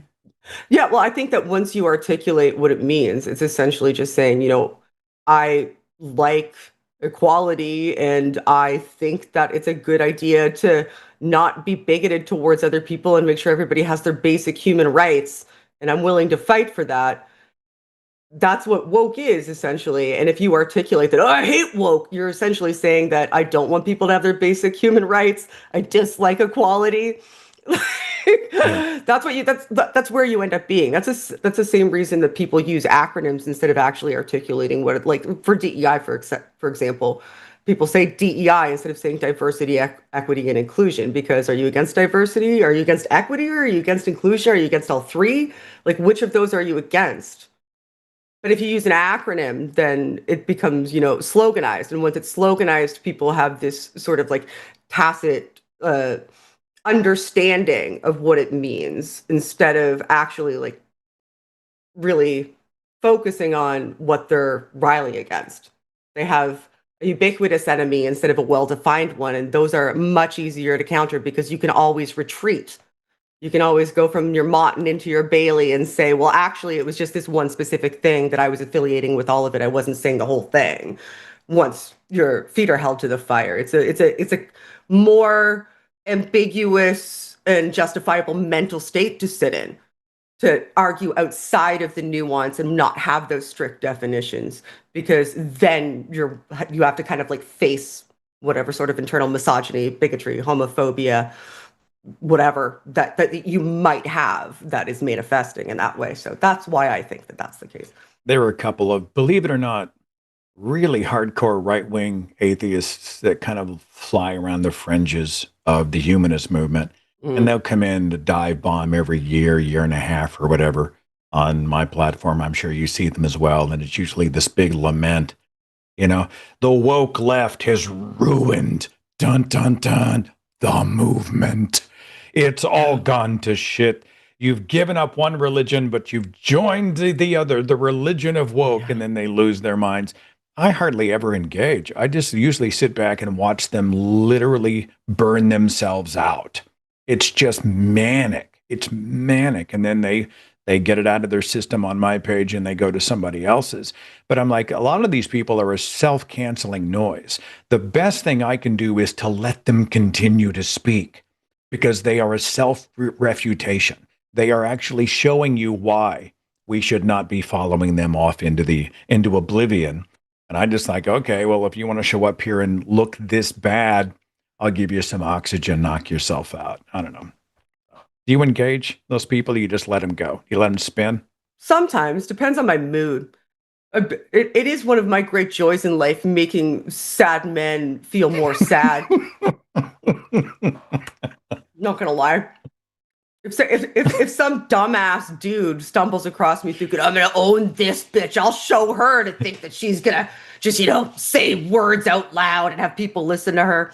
Oh, Shannon, I no. mean, I'll be like, Watching you okay. do that is one of the great joys of my life. It's one of the joys of my life, watching you engage in that way. That's beautiful. Makes me happy. Misogynists want to massage around me, then I'm happy to oblige. Is let's massage? dissect your beliefs. Is massage a word? If you want to massage around me, I made it up. No, It's one of the words that I make up. It has to be. Massage is a word. But... Is that a call out of? Is it Oregon? How do I pronounce your name, if I may? Whoops. Let me actually hit the talk button to include the caller in the show. Step one. You'd think I'd been doing this for 35 years. Hi, how do I pronounce your name? Allea. Allea. Wonderful. So glad you're here. You're on with Shannon Q and Seth. What's on your mind? Oh, so I was an atheist for a long time, and I didn't convert so much as I discovered there were things about my life that felt spiritual, and I wanted to sort of build a framework to feel those feelings. So I don't identify as any particular major religion, but I do have thoughts as to what the value of religion can be in the modern day, and has been historically in the past. Yeah, go ahead. Okay, so the first one I'm going to admit is sort of a self-conscious God of the gaps argument. I have experienced some things that I would be unable to explain with science. And the particular syncretic Mesopotamian goddess I follow is sort of my catch-all cover for that. Okay. So you Yes, and experience things that you aren't able to explain, therefore attributing them to a deity gives them an explanation that resolves that dissonance. And why specifically the Mesopotamian deity you mentioned? I find the lack of information that has been preserved about her to really allow for a lot of creative exercises relating to my faith where I don't have to be quite so prescriptive. Also, this particular goddess was pretty pro-trans, and yes, I'm a fan of that. Okay, well, hang on. I do. So you like the idea of what that deity, that Mesopotamian deity represents? Is that correct? Is that what I'm hearing? It actually sort of smooths over some rough edges. It speaks to your values. It has utility for you in that way. Is that what I'm hearing? That's what I'm saying, and I do admit that a lot of this stems from me needing answers to questions that I can't get. And if someone doesn't have those kind of questions, this does not mean anything to them, and that's fine. Okay. Well, beyond the utility of having something that might be, I'll call it an aesthetic, a character, mythological or otherwise, that helps to sort of represent your value system, how would you be able to determine the truth of whether that is a real deity? Like, are you saying it could be a real God because it speaks to you? I just don't necessarily think proof would be the purpose of this. I can't prove in a scientific sense, and I don't necessarily have like an argumentative logic explanation for this. It very much is feelings over facts in a I know I'm doing it sense. Do you approach truth claims this way in the rest of your life? Like if you were to determine if something is real or not, do you go sort of, do you intuit it? Is it a feeling? You can't really demonstrate it or prove it. I mean, I'm trying to figure out, this seems to be a pretty critical question in the human experience. Do you apply that same sort of, do you intuit in that same way with other things, or do you take a harder line? Do you demand more evidence for other things than you do for this God? I certainly do demand more evidence for things that can have earthly ramifications much more quickly. I work in construction and I require evidence that things have been constructed correctly. I'm not just going to feel that.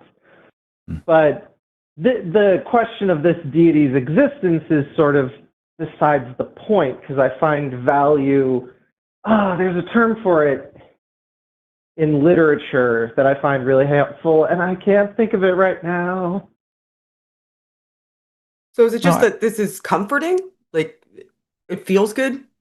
What does it resolve for you? Like is there something that this belief, knowing, because I hear you admitting that you don't really have evidence for its truth. So this belief is more so something that is a resolution to some sort of mental or emotional state that is more comfortable than the alternative. Is that fair?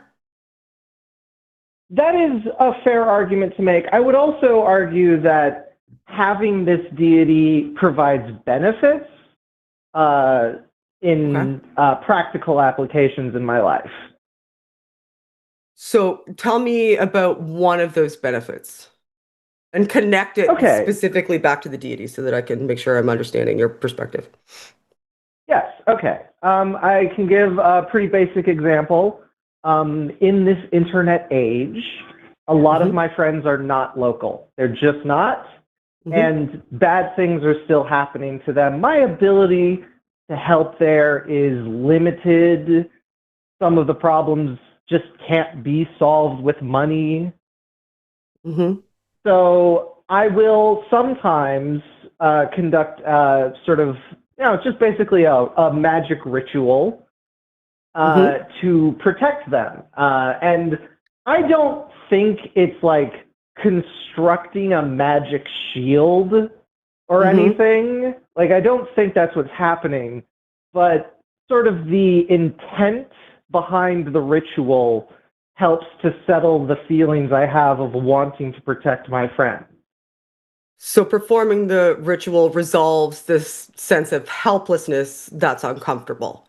So it gets you out of the state of discomfort by feeling as though, are you out of that state of discomfort because you feel as though this is actually or potentially even going to generate a resolution for them? Or is just performing the act itself, that it's not going to in any way influence the outcome, but just the act itself makes that feel better? Because I think you would have to think that there's some possibility that performing the act will result in a good outcome for that to resolve. Sure.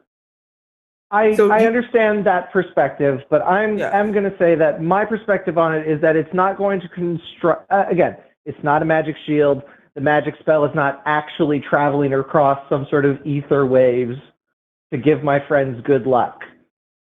But my monkey brain, as it were, doesn't need to know that. My monkey brain is anxious, and I've constructed this narrative that will ease that anxiety, and that easing of anxiety is in itself a good outcome.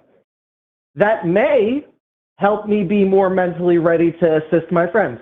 Maybe not. Maybe it was all for nothing, but it was like 5 minutes of my day, So you're saying that even if it's mythology, framed as it is, and speaking to your value system, doing a ritual allows you to kind of self-medicate through your anxiety, even if you know it might be fiction. Is that what I'm hearing?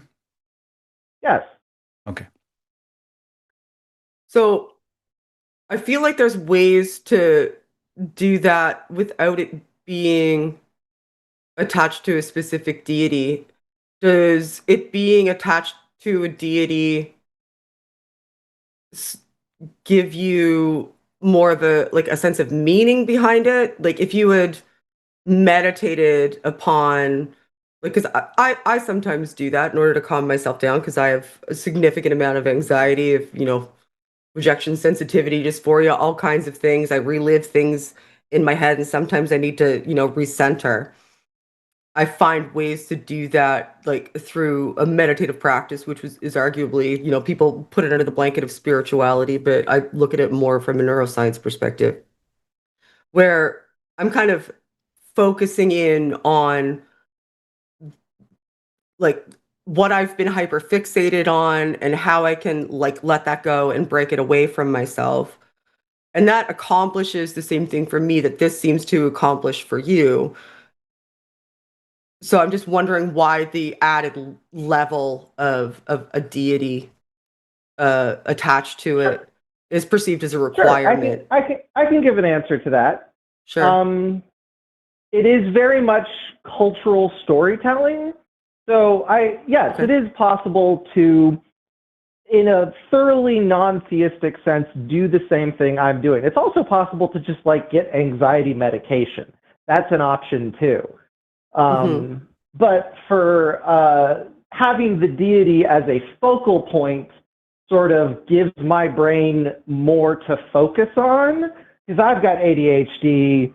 It's really hard for me to just sit and meditate a thing away. I have to do something. There has to be like a step and another step and another step. There has to be a process. Otherwise, my brain gets distracted. So the narrative assists you in focusing. Yes. Got ya.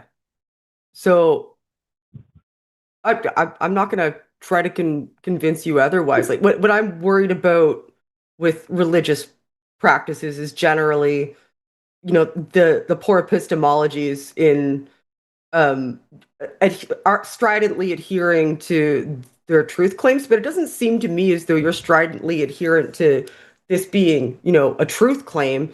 It's more so like a beneficial cultural practice that helps you focus on assuaging anxiety.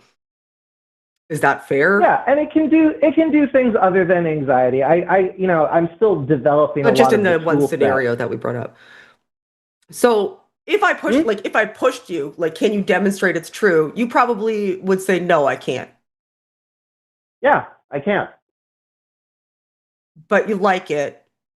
And this is just a personal belief. You're not an apologist for it. You're not thinking that you're not utilizing it going out into the world to tell other people this is the way that they should think. Well, Yeah, I mean, I am not utilizing it to go out in the world and convert people, but I have, mhm. considered like, would there be benefits to other people sharing this faith I have with me and creating a real space where we can commune? Because, historically churches were the community center, and Mhm. it's undeniable that maybe some of those like pro-social benefits of a community center should have been disconnected from the church because the church Mm. comes with its own baggage. But it was a practical function. I think this was brought up pretty well in the latest Knives Out movie, Wake Up Dead Man. Yeah, the church kind of like staked a monopoly on that.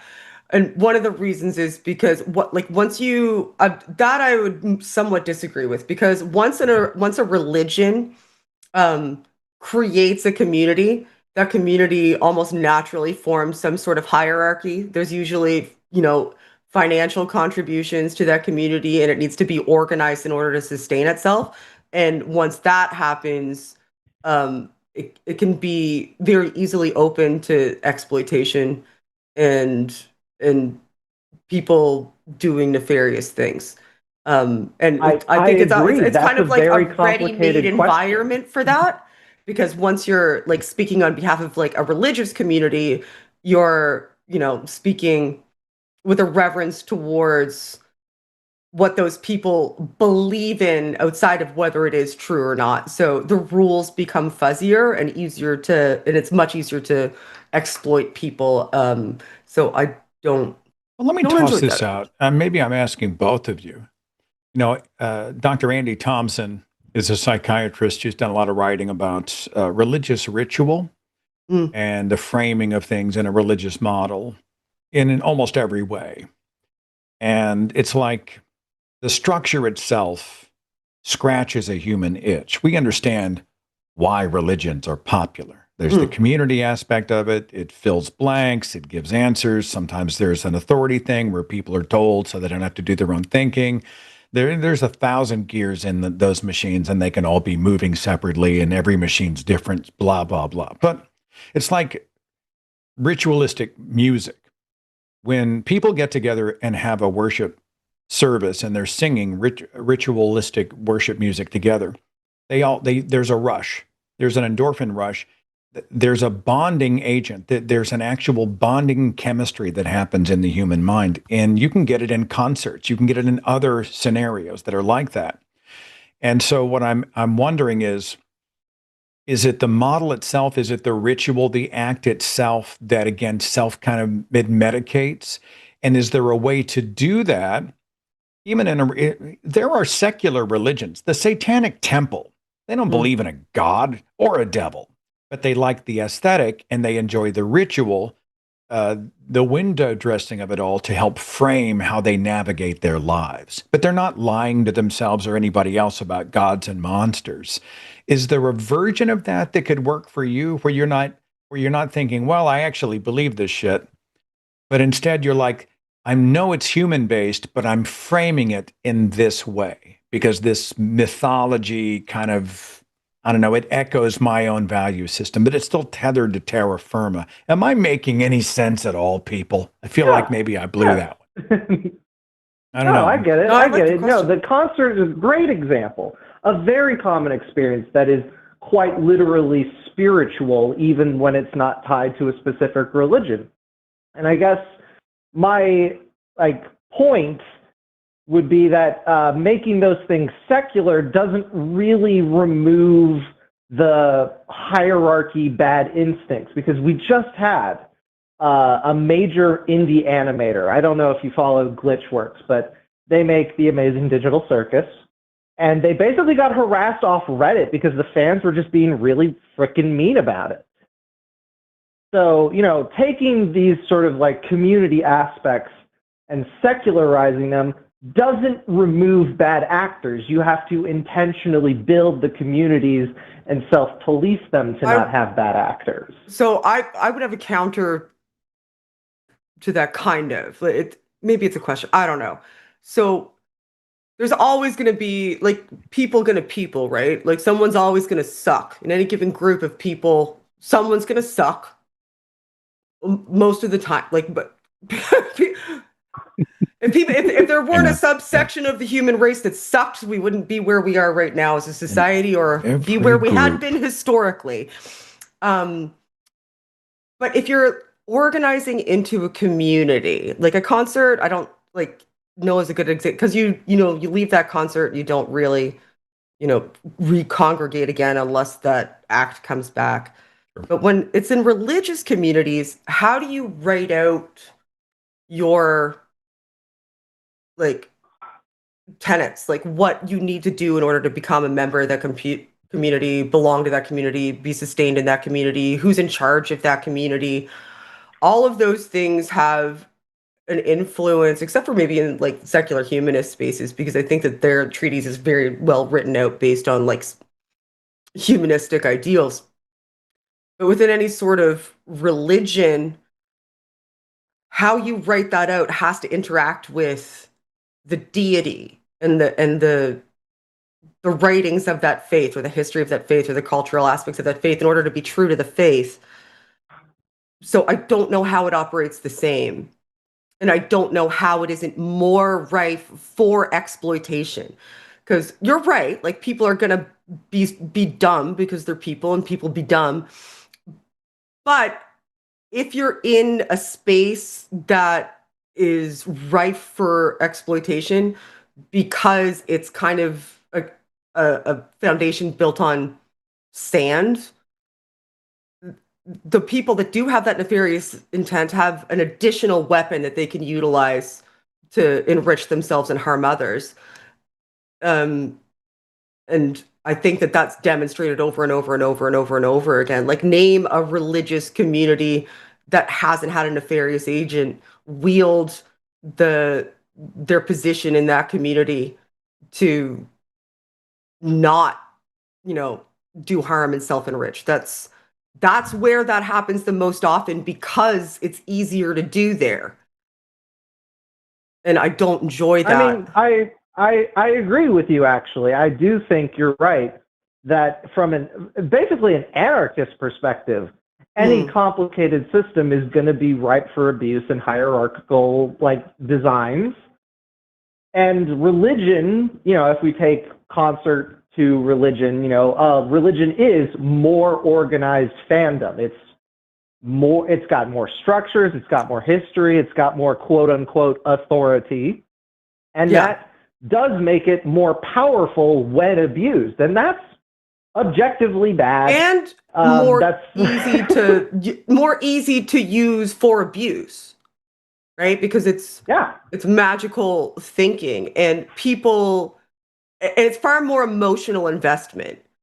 I think that's one of the reasons that religion is able to cultivate communities probably a little better than secular spaces, is because there's this shared emotional investment that people have. That shared emotional investment makes it easier to cohere, but it also makes it vastly easier to exploit those people who have cohered, because they're in this emotionally. They're not in it because they're invested in a specific cause, or they believe that there's a shared goal, or they think that, they want to.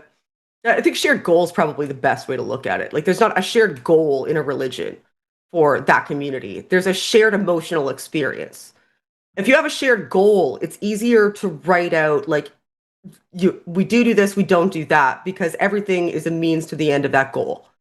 If you're just there to have a shared emotional experience, then there is no cut and dry way to say, these are the types of things that we do together. These are the things that people aren't allowed to do, because the ambiguity of religious belief allows for the movement in that space to have somebody who's a charismatic leader exploit that emotional investment that everybody is sharing and utilize it nefariously. And I think that's dangerous. I'm going to draw back. It is dangerous, which is the self-medication, if I can quickly. And I'm going to relate this to the Olympics.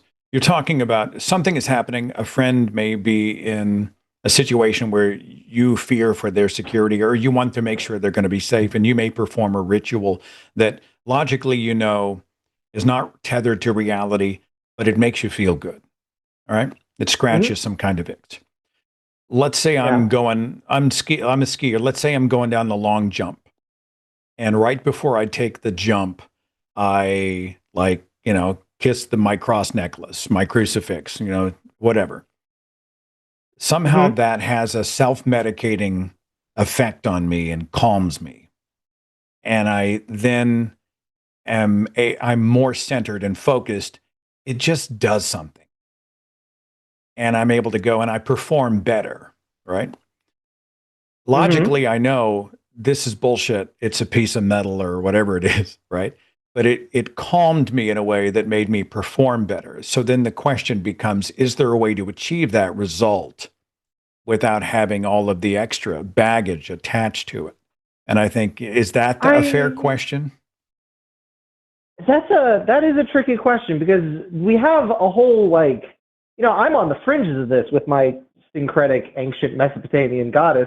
I'm on the edges of a lot of crunchy tarot stuff, which has a lot of people that believe in it in a very religious way, even though it's not a religion. By all accounts, there's a lot of magical thinking within secular society that may have origins in religious teachings, but also may have just spawned from, humans bumping into each other in a chaotic sense, and sometimes people just come up with a little good luck ritual, and there's no rhyme or reason to it. I think magical thinking is an innate desire, not even desire, it's almost like a need to close the loop that we have. We don't like uncertainty.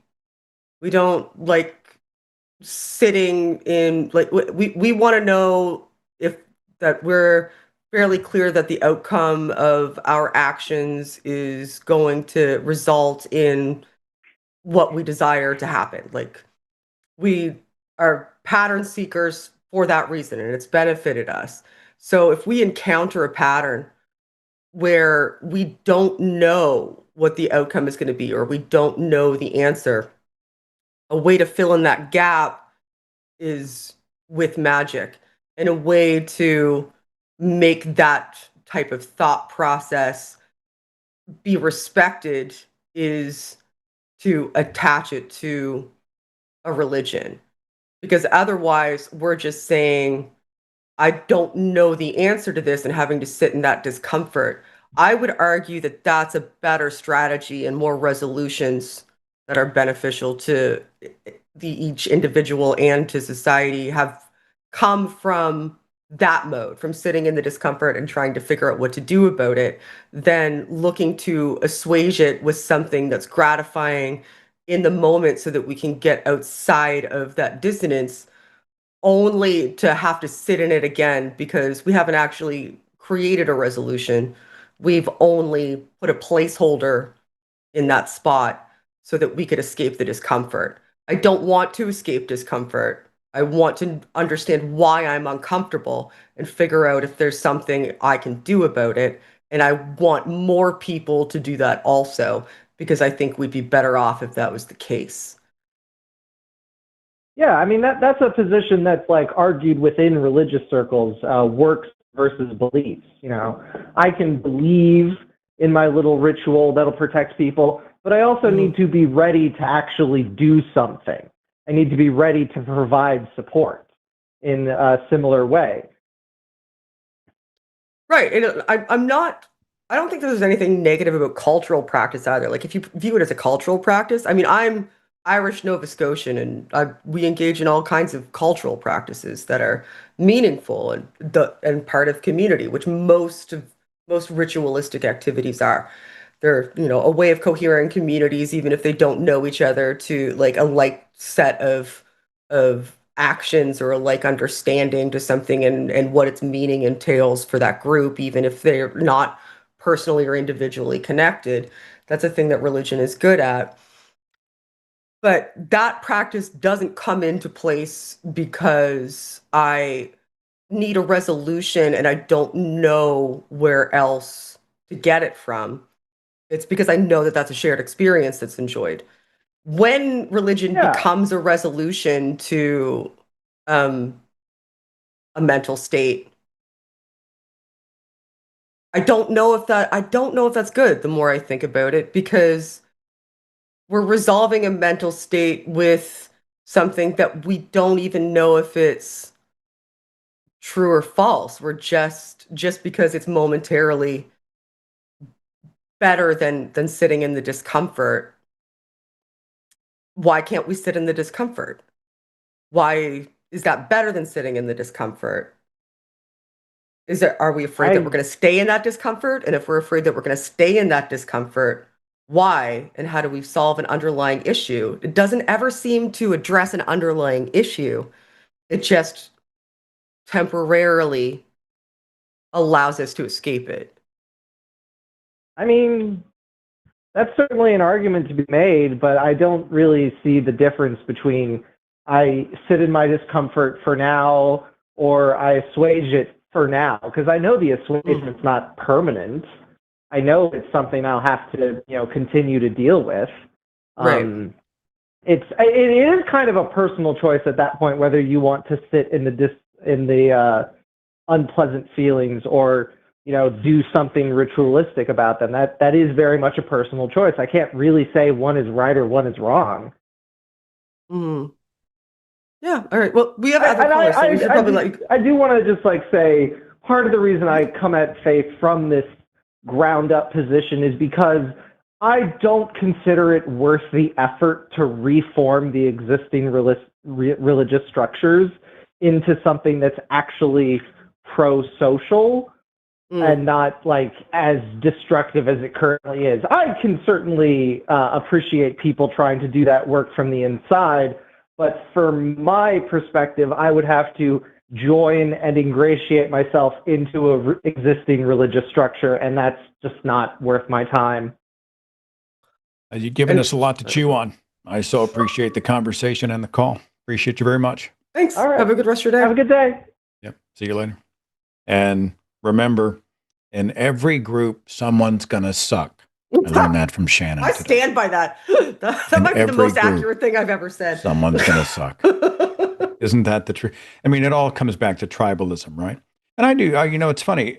A lot of people, I think, it's like people in the Jewish faith. Roughly half of all people who are professing Jews say they either have serious doubts about or they don't believe in God, but they're still Jewish. And many of them are very immersed in Jewish culture and ritual. Yeah. Because it's the window dressing of their lives. They enjoy the structure of it. They enjoy the traditions. They enjoy the food. They enjoy all of this type of stuff. But they're fully aware that, well, this is us implementing the ritual and the structure on our own terms. We're not assigning it to something else. And so I totally understand the power of ritual. I think we need ritual in our lives. It's almost like when someone passes away and we have some sort of a marker for the end of their lives, whether it's a celebration of life, you have a funeral, you have music, you have a speaker, you have this or that. For a lot of people, that structure has utility, but it doesn't require a supernatural agent or religion or mythology attached to it. And there's a huge cultural aspect to it too. I think that a lot, like the lion's share of, the Christian society in North America are wedding and funeral Christians, right? Like they don't go to church really. They don't live their life, but being, Christian on Main. But if they want to get married or if they die, they want that to happen in a church because that's what they do culturally. Right? Like I think a lot of that exists. I think that also explains why, if you really want to know what's in the Bible, the foundational document of Christianity, you usually don't ask a Christian. Not true. Find an atheist, man. We'll tell you. Atheists, we statistically, usually read it. Atheists and Jewish people know much more about the Bible statistically in survey after survey than Christians do. And I find that amazing. Like, if you want to know what's in the Bible, ask the people who probably don't buy it. It's just, to me, just makes my head explode. Just most of those people wanted to affirm their faith, and they did. Like, that's what happened to me. I was like, okay, like having a crisis, need to turn to the Bible. That's what you're supposed to do. So I turned to the Bible, and I had never read it because I was a pulpit preached Christian who everything I believed about it was curated to me, and that's the way it happens. And when I actually read it myself, I was like, what the you got to the point where you're like, hey, wait a minute. If I was a slave in Old Testament times, I would be valued half as much as male slaves. What the fuck's going on? What if I was Jephthah's daughter, right? Like we spent all this time talking about how, God came down and was like, you don't have to kill Isaac Abraham, but fuck Jephthah's daughter. She's just some bitch. Girls don't matter. Or numbers. So, like my husband thinks I might have cheated on him. He can just force me to have a miscarriage. Like, oh, yeah. Yeah. I do not permit Shannon Q to preach or assume authority over a man. She must be silent. Yeah. Good In thing I don't 2 give a fuck. Timothy. That's awesome. That's awesome. I love it when people tell me that Christianity is pro-woman. Now, that gets sticky because, you know what? I'm going to get to you, Blake. I'm going to get to you, Blake, in just a second. At its core, literal biblical Christianity, we know is not pro-woman, right? We know it's not pro-woman. But we also know, and there's this weird no true Scotsman thing where people are like, well, that person who professes Christ, who's a Bible literalist and hellfire and damnation Christian, they're not a Christian. We hear this from progressives. And I argue, well, actually, they profess Jesus, they believe the Bible, and they're doing their own riff on it, but they're a Christian. And then you got the James Tallarico types and the April LaJoy types and all these wonderful progressive humanistic Christians. and they are Christians. And so the literalist over here, the hellfire, says, well, they're not true Christians. And I'm like, well, actually, they are. They're simply practicing a personalized version of what that Christianity is. I mean, if someone leads with it and they say, I believe in Jesus and I'm a Christian, in my mind, they're a Christian. But we make our gods in our own image, don't we? We make all of our, we literally fashion our faiths to fit whatever we want or think we want it or need it to be. But this idea that someone is a Douglas Wilson Christian and says women should not hold positions of authority in my church, he's a Christian. And if you're part of a church where women are in a forward-facing clergy position, those people are Christians. I don't know. I find that people want to put it in a box, and it's just not simple in that way. If you polled any one congregation that goes to the same church, I think that you would find more often than not that the way that belief manifests to them, like internally and cognitively, wide variety, like vast swings within one individual conversation, because we're all taking what we feel like we need or understand from it, and nobody needs or understands things the same. So, okay. That was a whole other show. I don't know why I went off on that bunny. I just you and I are supposed to be taking calls, and neither of us will shut the fuck up. People are like, well, they're not a true Christian. And I'm like, well, they're professing that they're a Christian. Yeah. I mean. And how are you the arbiter of who's Christian, by the way? I'm a Christian, just saying. Not really up to you. I think this is Blake, who's been so patient on hold for 37 minutes. Blake, are you with us? Hey, Seth. Hey, Shannon. Hi, Blake. You picked this on a good day. Hey. What's going on? So, long time listener, first time caller. Hope your both your days is going good. My question is a hot dog a sandwich? Yes or no, and explain. Is a hot dog a sandwich? And they hung up. Oh, okay. Great. I once got into a huge argument on Twitter over whether or not a hot dog was a sandwich. I heard the same thing about tacos. Is a taco a sandwich? I'm sorry, does that amuse Blake? Like, did Blake 37 minutes banned to do that? Like, does this do something for you? Is there a masturbatory element to this? Like, is it gratifying to you to call up and do this to show us? Was it worth 37 minutes on hold? It's very sad. Very sad. Let's try again. Chris is dialing in from North Carolina. Chris, are you with us? Yes, I am. Welcome. You're on with Shannon Q and Seth Andrews. What's shaking? Well, I'm just I believe in God and Jesus, but I've got so many doubts, so many I don't know, it's cognitive dissonance, some things, questions, and I'm so angry at God too. And I just want to talk to somebody, maybe give God a piece of my mind in front of all these people, maybe if you let me. But one of the things I want to talk about that bothers me. I've watched a lot of atheist videos. You're aware. I think I forgot who it was, but he said when he was a Christian, he started doubting, and he prayed to God, please give me faith. Please, I'm not asking for a sign. Please give me faith. And he ended. It's like the good shepherd through the sheep to the wolves. God just sat on his throne, twiddling his thumbs, and the person he converted. But someone like Korn, Brian Head Welch, the band Korn, who was in the drugs and wrecking his life, just had a new daughter. He wanted to treat her good. He goes to church upon the invitation, and he goes home and prays, Jesus, are you real or are you just another drug trip? And all of a sudden he says that he feels a peace come over him, and all of a sudden he has an inner knowing, oh, Jesus, you are the Father of everything. My question is, if I'm afraid to say this, but, if God is real, why in the hell doesn't he do this to everybody if he wants everybody to be saved? I don't think that he's real, so I'm not going to be able to answer that for you. Let me ask you a question, Chris. Let's just go point by point for just a second. You're obviously in a very well-churched part of the United States. Were you born in the Carolinas? Were you born in that part of the country? I was born in Maryland, but when I was 9 months old, I moved to Kinston. Okay. So you've been in a well-churched part of the culture for a long time, right? Yes. What was the religion of your parents? Can I ask you that? Yeah, they've been Christians too. Okay. All right. Have you noticed that usually the two major determiners for someone's religious belief are family and geography? Where were you born? What was the religion of your parents? So if, let's say you and I had been born in Mexico, would we almost certainly be Catholic? If we were born in specific Eastern nations that practiced Hinduism, right, we'd be Hindu. If we were born in Saudi Arabia, would we not be Muslim? Right? So Yes. when you look at your life, how much of your faith do you feel like may have been inherited, Chris? How much did you come to on your own, and how much was sort of spoon-fed to you from your earliest memories? Well, that's the question. How much I'm trying to decipher? How much is what I've grown up knowing all my life, and how much is personal? Yeah, yeah. Well, I think that's a wonderful journey.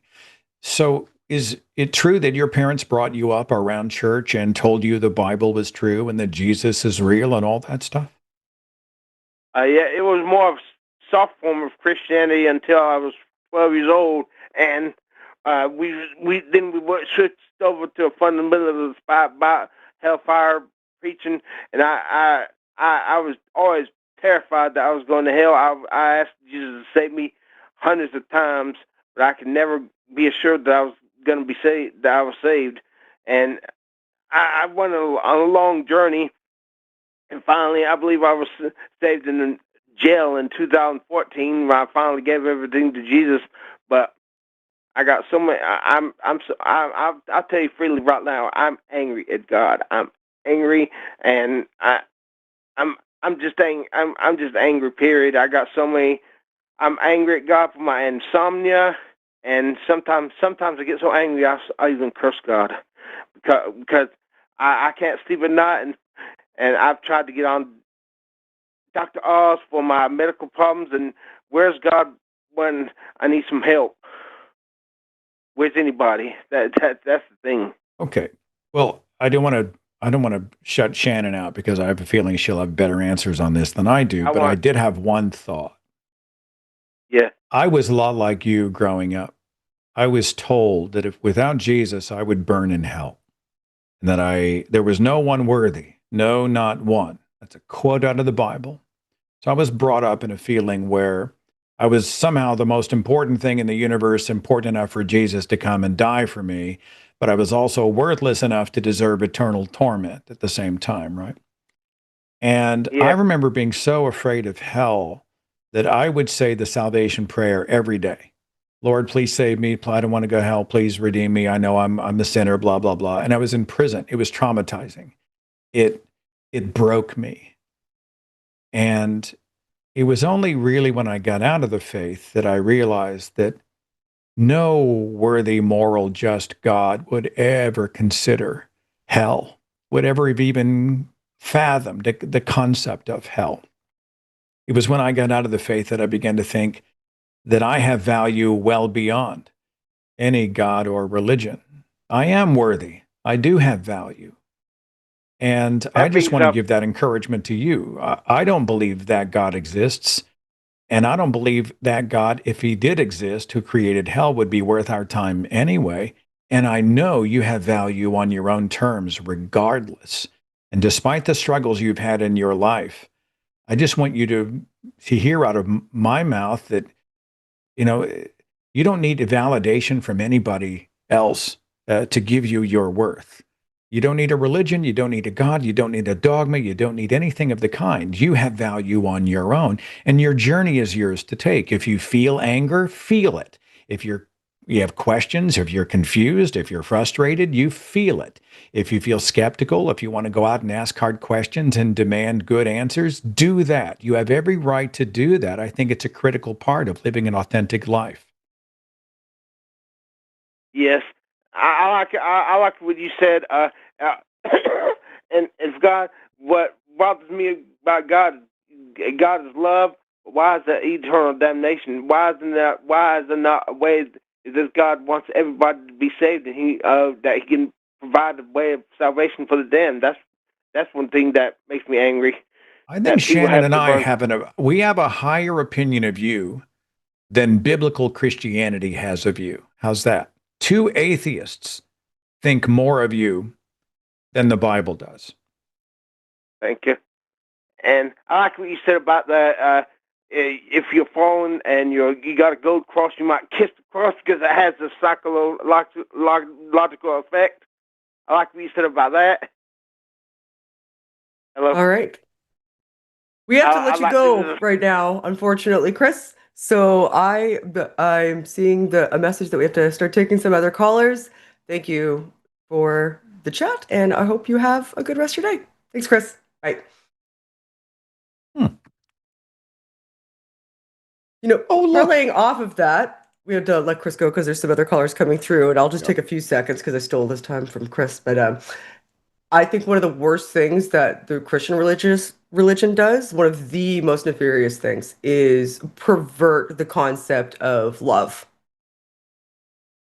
Because when we love people, know what we would do for those people and know what we wouldn't do to those people. And the ultimate manifestation of love, what is supposed to be the ideal, template for love, demands that we love it, otherwise it's going to punish us. And I don't think that's what love is. And then in our culture, when you believe that, it becomes a huge source of dissonance, and then that leads to anger because you don't feel loved by the one thing that's supposed to love you unconditionally no matter what. And that's not a great feeling. Well, it's an abuse model, right? I think the domestic abuser model totally works, right? You're nothing without me. You need to let me make all the decisions. If you get hurt, it's your own fault. Don't ever leave me, or I'll hurt you, or you will get hurt. I mean, I know that fundy Christians will always tell me that I'm crazy when I say, look, I really think at its core, Christianity is a domestic abuser model, right? Love me or I'll hurt you is a domestic abuser model. And I know a lot of people resist that, but I feel like it's... Oh, I think that's exactly what it is. Yeah. Would you like to talk to John in New Hampshire? I sure would. Let's do it. Let's talk to John. John, welcome to the show. Glad I'm not the only one here with a biblical name. I'll cover the Old Testament. You cover the New. Glad you're here. I'm glad to be here. Thank you. So the reason I called, I'm an atheist, and as I was listening to the show, the thought occurred to me of, trying to figure out why everybody acts the way they act. And there's like a corporate company thing of keep asking why to get to the root of a problem. And what I was telling the screener is that, it all comes down to, in my opinion, do you believe that there's an afterlife? If yes, you're probably going to act this way towards people. If no, you're probably going to act this way towards people, maybe. But as I was on hold, I was thinking more and more about that. And then I got into the human behavior of things, which probably Shannon can get into it. But, okay, so if you don't believe it, are you still going to, act this way towards people? If you do believe in an afterlife, are you going to act this way towards people? And different religions have different answers and different responses, but ultimately it all comes down to that one belief. And it's a belief, not a known fact. It's a belief. It's a faith for Christians or for religious people. Do you have an afterlife? Yes or no? And that's all. Just wanted to get your opinion on. No, I can tell you what Shannon's going to say. She's going to say in every group, someone's going to suck. And that's going to be her answer to your question. You said in every group, someone's going to suffer. You said that earlier. Someone's going to suck. I'm sorry, Shannon. Forgive me. It's a very serious conversation that I totally derailed. Did you want to speak to this? Nice going, Seth. I stand by it. That's what I do. I'm a disruptor. I'm very bad. So I think it's a carrot and a stick scenario, though, really. It depends on the afterlife that you're talking about, because the reward of any heaven... afterlife. Sorry? Any afterlife would be amazing. Any afterlife. It would be like discovering alien. It would be like getting an alien signal that we verified was from extraterrestrial beings. Any afterlife would be amazing. If I woke up, here's another thing. Like, I wondered to myself, if I woke up and if I died and I was in hell, would I still be like, wow, there's an afterlife? I'm in hell, but I know it's going to last forever. Oh, you mean the revelation of that? Oh, it does exist would be amazing. Not the state of it, because I don't want to I don't want to exist forever. That sounds like that's in and of itself sounds like its own version of hell to me. I don't want to exist forever. Right. But like back to what I was like, Right. I think it's a matter of differing motivations, because I truly believe that we're more motivated by avoiding harm than we are seeking reward. That's why it's Oh, sure. more difficult to initiate doing something for your benefit than it is to initiate doing something to avoid harm. If So I may say something, at work earlier this week, I happened upon a conversation between two of my coworkers in the caf, and they didn't know I was listening. But one woman, she was asking a deep philosophical question. She said, "Would you die to save someone else?" And I was like, "Wow, this is an interesting to walk by," in the caf at work. And the woman that was asked the question said, "I don't want to answer that right now," but it did make me think. And the answer is no. I don't want to die to save someone else ever. It's self-preservation. The whole idea I don't want of to, being human, but would I? think. Yeah, I would throw Go ahead. myself in front of a bus for my kid. I would absolutely die for my kid. But like I wouldn't To even save a think kid, about like it. I would just like reflexively kid act. a kid that has cancer. I'm sorry. Go ahead. So, but I'm not even sure what that has to do with what we're having a conversation about. Like back to the point that I was making. Like I think that Is there an afterlife? no, You- there's no afterlife.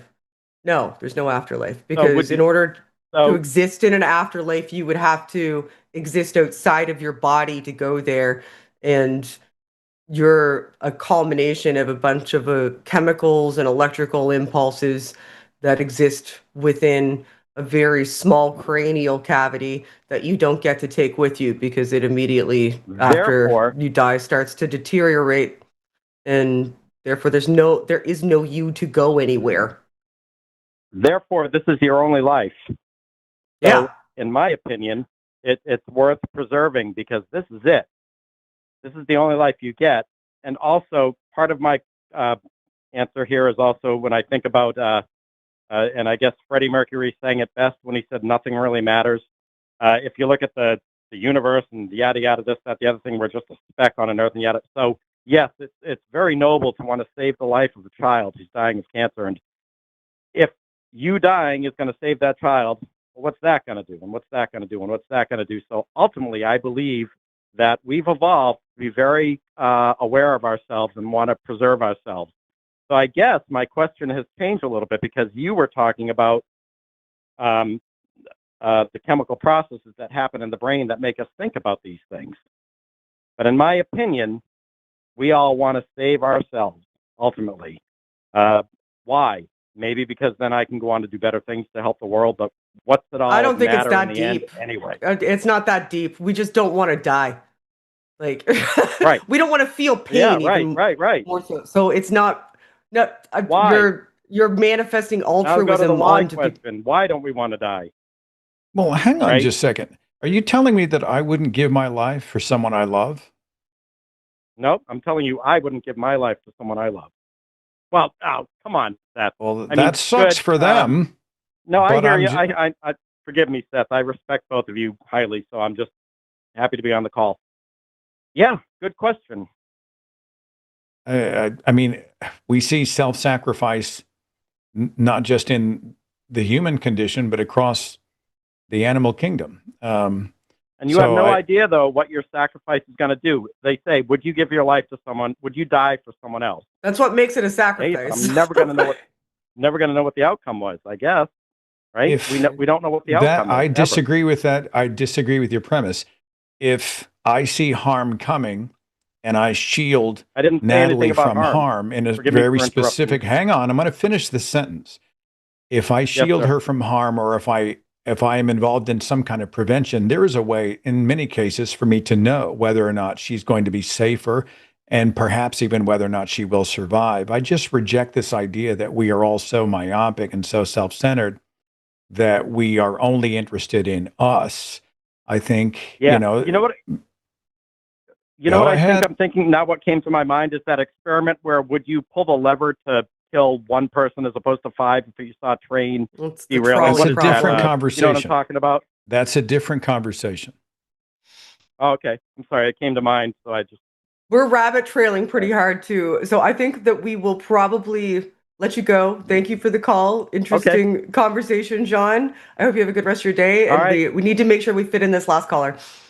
Thanks. Have a good day. Thank you. No problem. Bye. Like the trolley problem that's a totally different. I mean, I guess they're cousins, but Yeah, it's more of a moral yeah. dilemma that the trolley problem. You're not sacrificing yourself. You're just deciding how many people die and whether or not you're going to intervene. Yeah. You ever What's see that the video of the kid and they present him with the trolley problem and he just takes the train and wipes them all off both sides of the track? I've seen it where someone actually builds track that circles around to the one that was going to be saved. Oh my goodness. I was like, the kid nailed it. You know what? Who did I? You know what? I need to do my due diligence and remind everyone that coming up at 4:00, it's Jimmy Snow, right? At 4:00, he's going to have a show, and we're going to move everybody over to that stream automatically. Tonight at 7:00, it is the Sunday show after dark. It's Paul Entz and Forrest Valkai. Tomorrow night, Skeptalk. Shannon's back for more with Gutsick Gibbon. Lissa Lube and Taylor S.H. on Chewed Gum. That's on the 24th. The Hang Up, Wednesday night, Matt Dillahunty and Brady Goodwin. And then Luxander and Riverboat Jack for the Transatlantic Call-In Show on Thursday. All of these are being broadcast on the Line channel. So like and subscribe and bookmark, set reminders. It's going to be a great night every night this week. Back to the switchboard. I've got Emilio dialing in from Canada. Sucks about the hockey game. You know what? One more time. I'll hang up. I'll go rage quit the stream. And it'll be your fault. It's just so easy. Warned. So You're easy. the one that sucks in the group right now, by the way. Just turn that screw. Just turn it. Amelia, are you with us? Yes. Hello. How are you? Welcome to the shit show. What's on your mind? What do you want to talk about? Indeed it is. But what's the point if we cannot laugh about ourselves and just the best of the situations, right? Well, I've been watching your show for so long, and it happens, and I'm having this thing. I think I was born in Mexico. I was raised Catholic, but I think I started constructing myself from religion when I was about like 7 years old, about thinking. What I was going into church every Sunday and stuff, and what I was hearing from the priest saying, and it started like just stopping makes sense to me. Everything, right? That has to be with Catholic Church, and like just stupid things that you listen that you're gonna go to hell, and you need to. If you sin or your stuff, and then you go to a priest, no matter what your sins are, and you tell them you confess, you will be saved. So all of these things that started. Okay, how is that? I could be like a killer, an assassin, like kill a lot of people or do so many harm, and then I just go to Sunday and confess, and I say I repent, and I will go to heaven, right? So that kind of didn't make sense to me, and then. I remember once talking with my mother that she's still very religious, and she was thinking, no, talking about these things, and she said, no, you will go to hell, you will go to heaven if you are with God and all this stuff. I said, well, and what I'm going to do in heaven? Well, I'm supposed to sit on a cloud. We will be happy. I'll be happy for why? How long? No, forever, for eternity. And that really struck me, like, how am I supposed to be happy for eternity in heaven, sitting in a cloud, like watching just other people that are in heaven doing nothing, sitting on clouds for eternity? I mean, that it brings to light an interesting question. If there is no end, does it all just blur into meaninglessness, right? I mean, there's one thing about a finite life, Shannon. It's urgent, right? Because there may not be a tomorrow. I don't know about you, but whenever I gave up the idea of eternity, it actually made this life more precious, not less, which is the argument by many apologists. Well, if there's no afterlife, why bother? And I'm like, actually, I think it makes these moments more critical or precious. You may have felt the same. Absolutely, because then doing nothing and be happy for eternity. I mean, that's, well, you wouldn't be doing more nothing. You'd be like, on your knees worshiping God for eternity. Holy, but holy, that's, holy for me, is that's the more, Lord for God me, Almighty, who that's more was like and is hell. and is to come. Prostrating yourself forever. Let's kiss God's Doesn't ass that sound delightful? over and laugh. over. Yeah. Like So happy, I'm like guessing if stupid.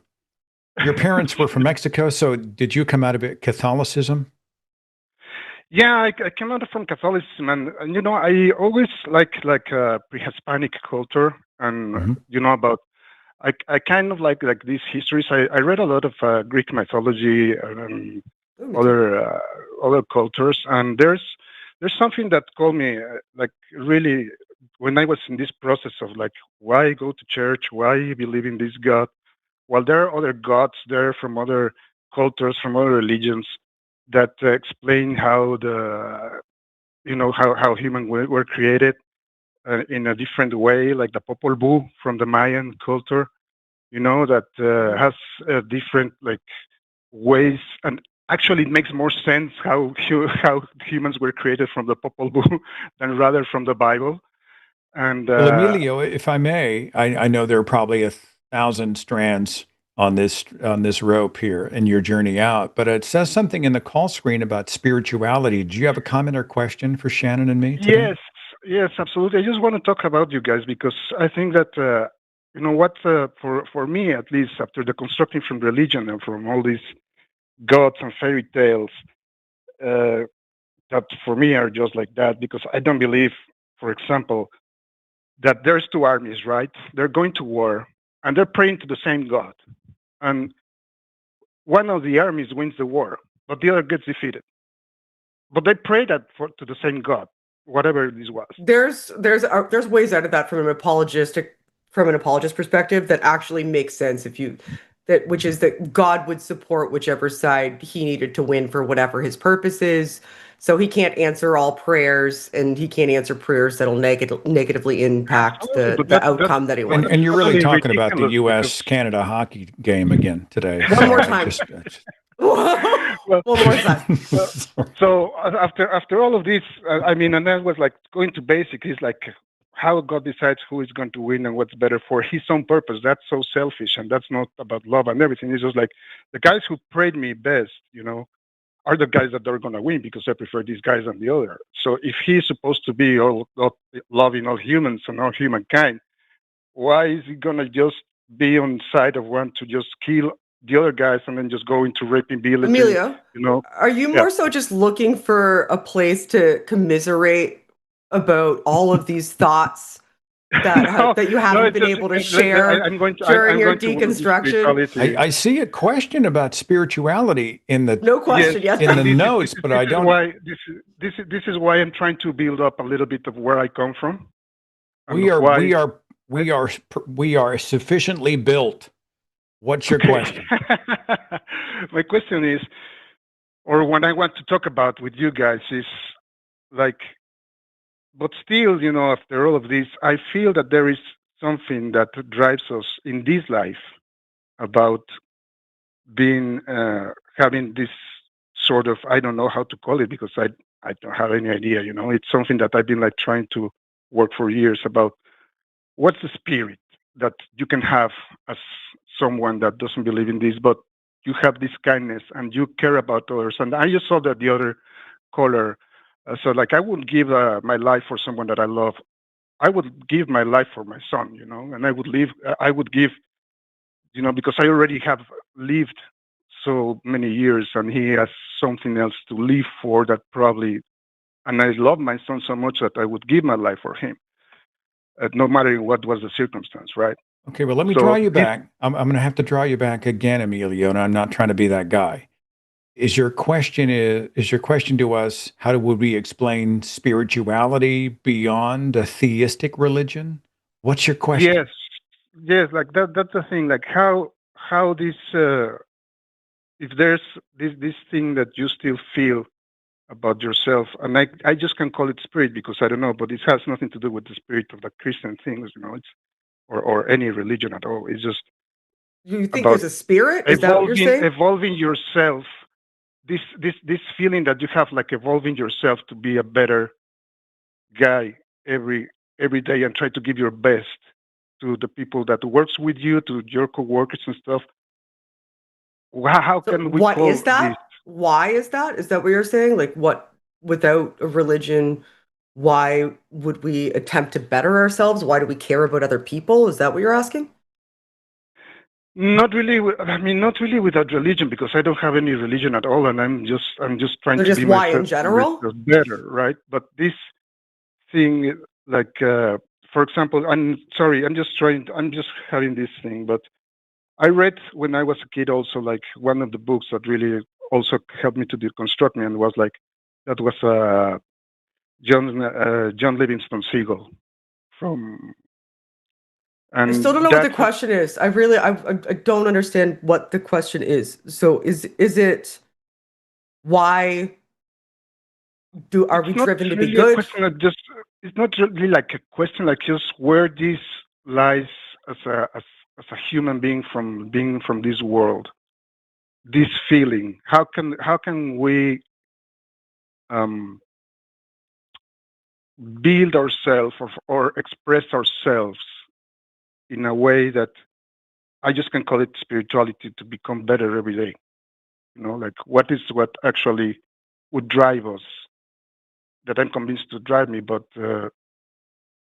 I still feel like I have like this spirit, Well, that we exist in probably, a society that's yeah, constructed like, of other people. Like and you know, if you need to look at it pragmatically, it's because we exist in a society that is constituted of other people, and we're a part of that society and subject to its rules. And what our wants are, we would want the society to be constructed to prevent that harm to us, and then that extends on to others, so that there is no exception to the rule that can be exploited in order to ultimately turn the tables on us in the end, which is why tribalism is a trick. Because if you don't extend that to all, then whoever has the current reign of power can exploit people outside of that tribalistic group. But if the reins of power shift, then that tribalism is no longer a protection to you. So you should look to be the type of person that is contributing to and helping to construct a society that looks outside of tribalism, protects everybody, and harms no one. And in order to do that, you need to be a good person who is thinking about the consequences of those actions. So if you don't have an innate sense of motivation, that you care for others and it's uncomfortable to you to see others harmed, there's pragmatic reasons that can motivate you of self-preservation. Well, let me ask you this. I'll play devil's advocate, right? If there is no Good. tomorrow, if you're not going to live forever, if you don't get the mansion and the crown and the jewels and the rewards and all that stuff, and you're going to be worm food in a few years, whatever, then what keeps you from acting in ways that are absolutely selfish? And, if you're just a black hole that sucks the life out of everybody else, as long as you get yours, what do you care? And, all of these questions we often hear come out of the mouths of religious defenders, apologists. How do you respond to that? I mean, why do you give a shit if it doesn't matter anyway, right? Yeah, if you're not going to be punished for not giving a shit. Yeah. Why I mean, that's a would good you? point. But I mean, if there's no afterlife, a merit-based afterlife is, I think, the point that they think they're making, Mm. then there wouldn't be any reason to act in pro-social ways here. I think it's a fallacious argument, but how would you respond to that? If the only reason that you're being good is to either avoid punishment or get a reward, then you're not being good. That's just a means of either self gratification or self protection. And I don't think that those are needed, because I think that we're cultivated in a society and we recognize that we can't exist as an island. Like if I just walk around punching bitches in the face all day because it makes me happy to do that. I am, and it might, maybe, I don't know. I hate bitches and I like to punch people in the face. So if I spend my day doing that, I'm going to be isolated quickly. People are going to remove me from a group because I'm detrimental to that group, and I'm going to have to operate alone without support. And no person gets through this life without support. You need support from communities and families and friends and organizations and governments in order to be able to exist and be fruitful. So if you are acting in a way that is going to be detrimental to those around you, you will be removed for the benefit of the group.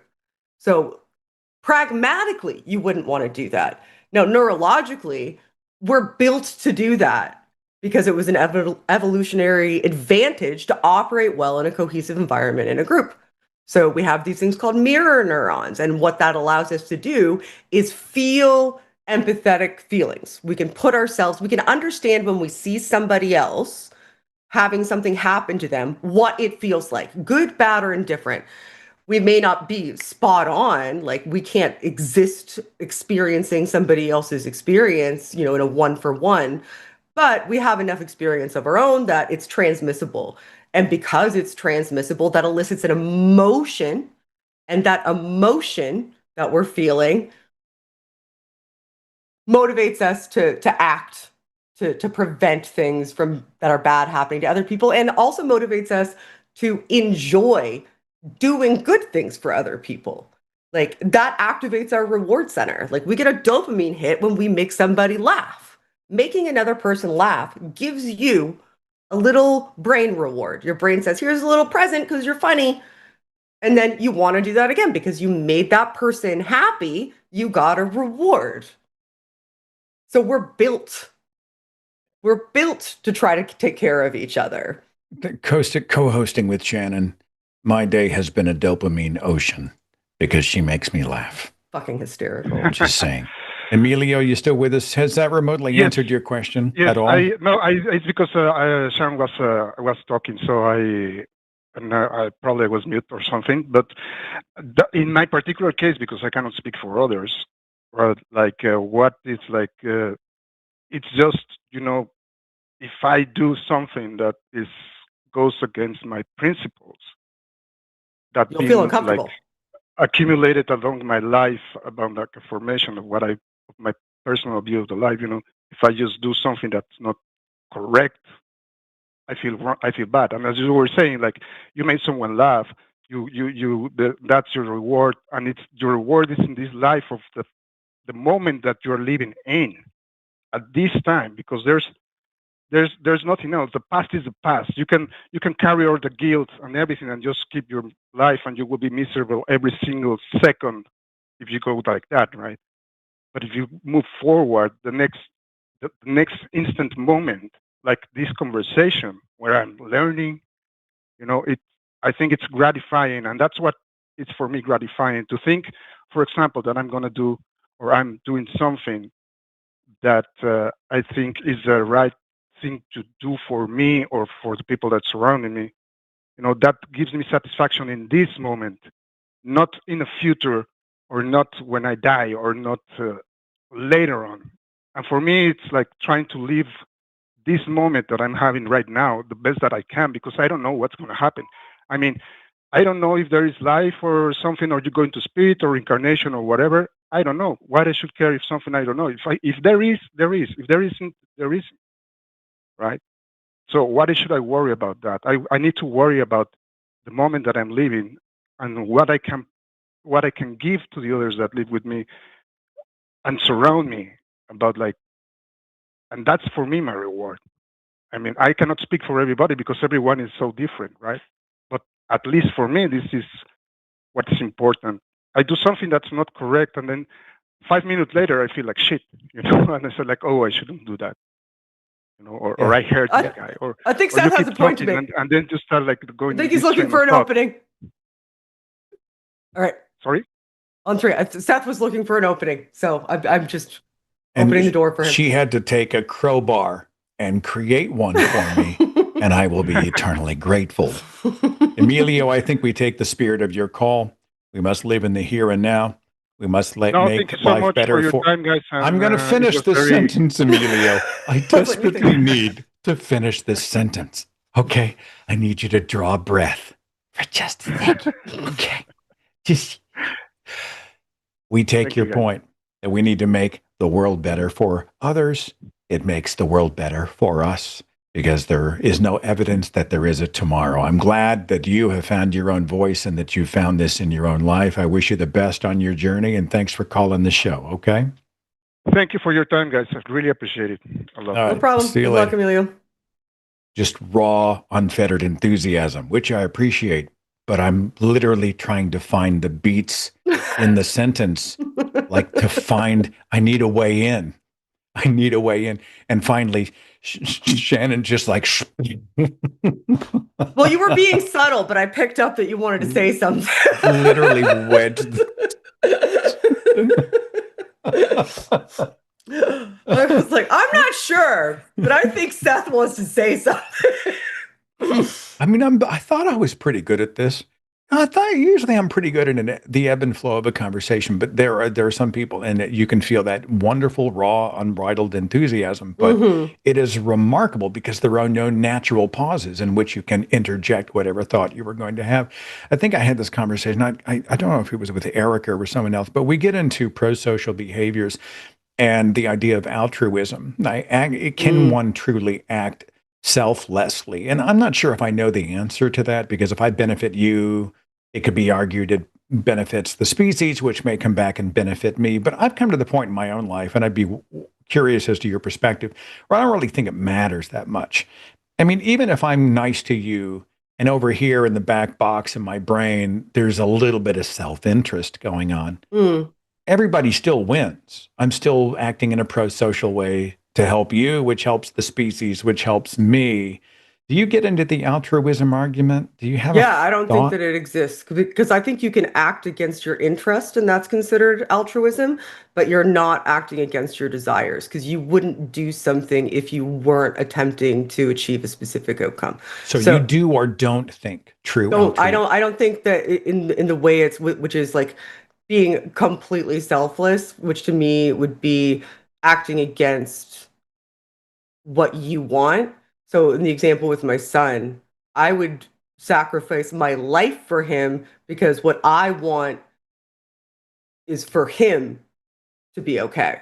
That's what I want, which is the reason that I did that. I did that to achieve what I wanted. Now, is it going to potentially harm me doing that? Sure. But that's not me being selfless. That's me doing what I want.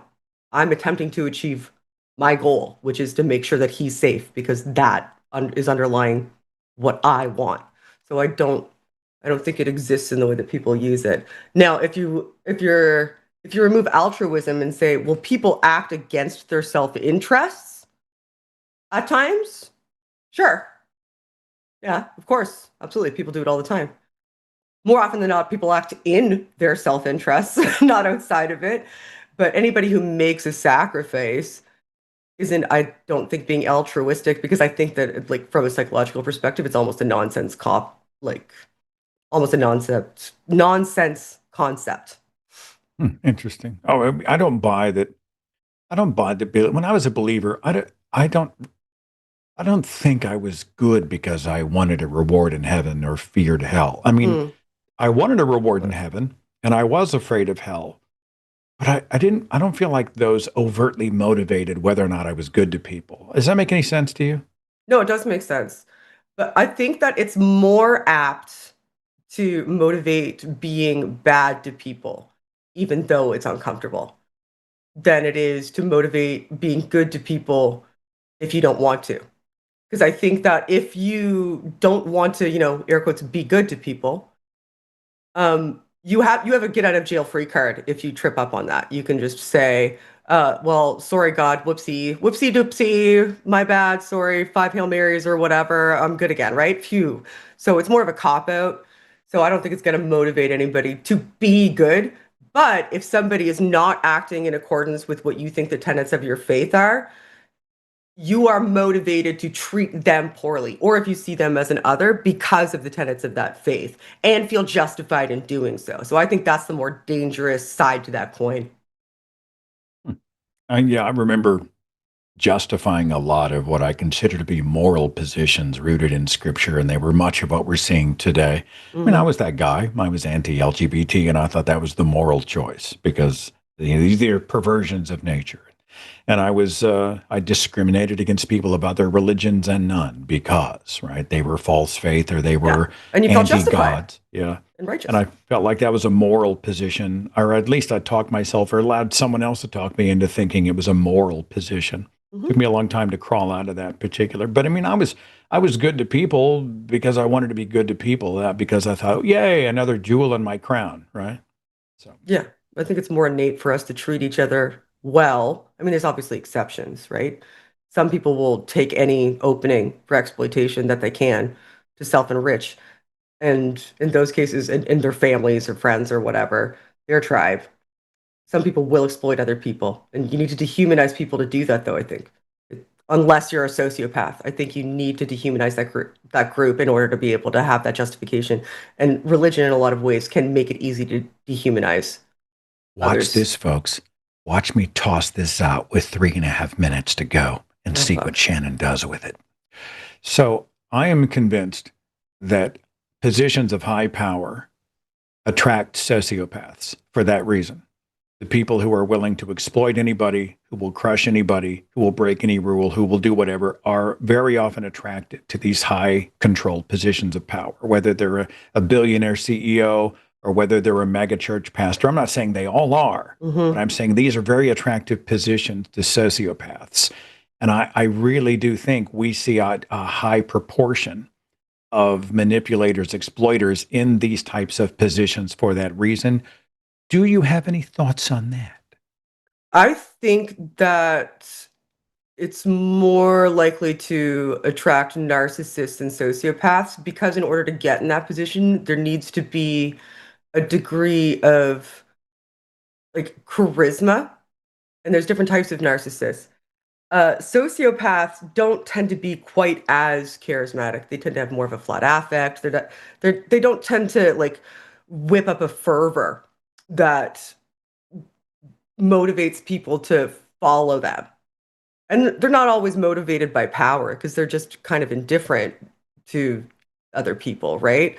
So they wouldn't care about exploiting somebody, but not always would they seek out that exploitation.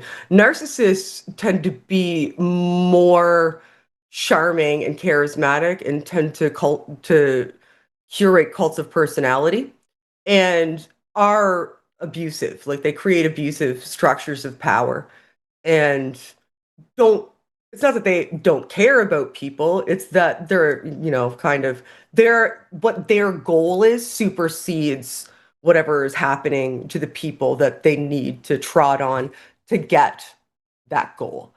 You can't really do that as a singular entity, right? Like you can't just start walking through people. You need to curate an environment where your actions are protected by a group or supported by a group, and you can propagandize that broader group to follow you anyway.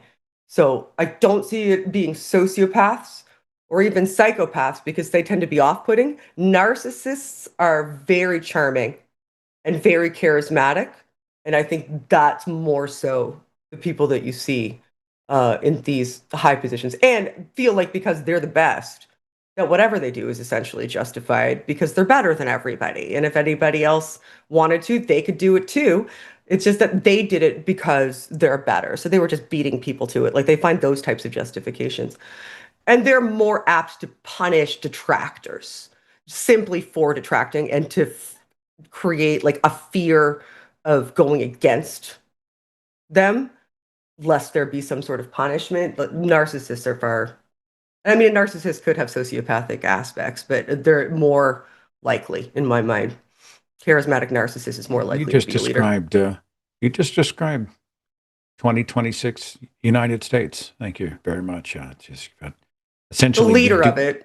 we have a cult of personality, is what we have, and the 100%. fealty that is being. I literally miss the days. I miss the days when we had judiciary and a legislative branch of government. I miss the days when they were here. Of course, we did just see the Supreme Court finally start to push back a little bit.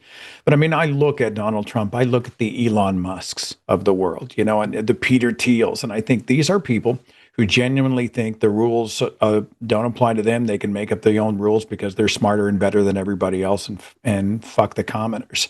And narcissist may be the best word for that. It's interesting stuff. I could go on and on and on about, like, fear is such a huge motivator. And after 9/11, fear was motivating a lot of the decisions that allowed the institutions surrounding government to be perverted under the auspices of being safer or protecting more people.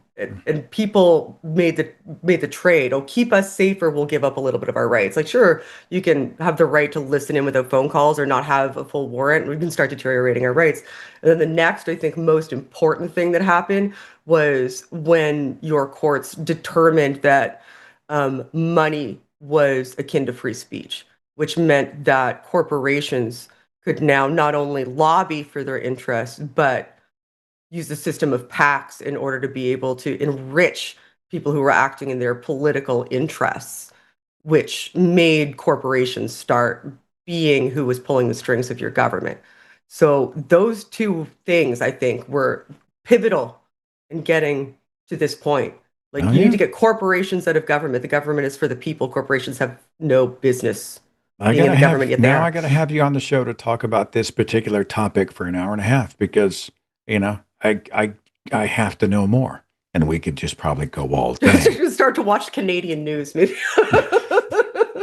Download the CBC Gem app. See if you can get it in the States. That's always good to see you and hang out with you. I just admire the hell out of you, Shannon. Thank you everybody for watching and for listening. Next up, Jimmy Snow and Jovan Bradley calling it now. Huge thanks to Arden and Jess and all of our producers, everybody in the chats. Be young, have fun, hang in there, and stick around because we've got plenty of show coming up here on the line for the rest of the evening. See you soon.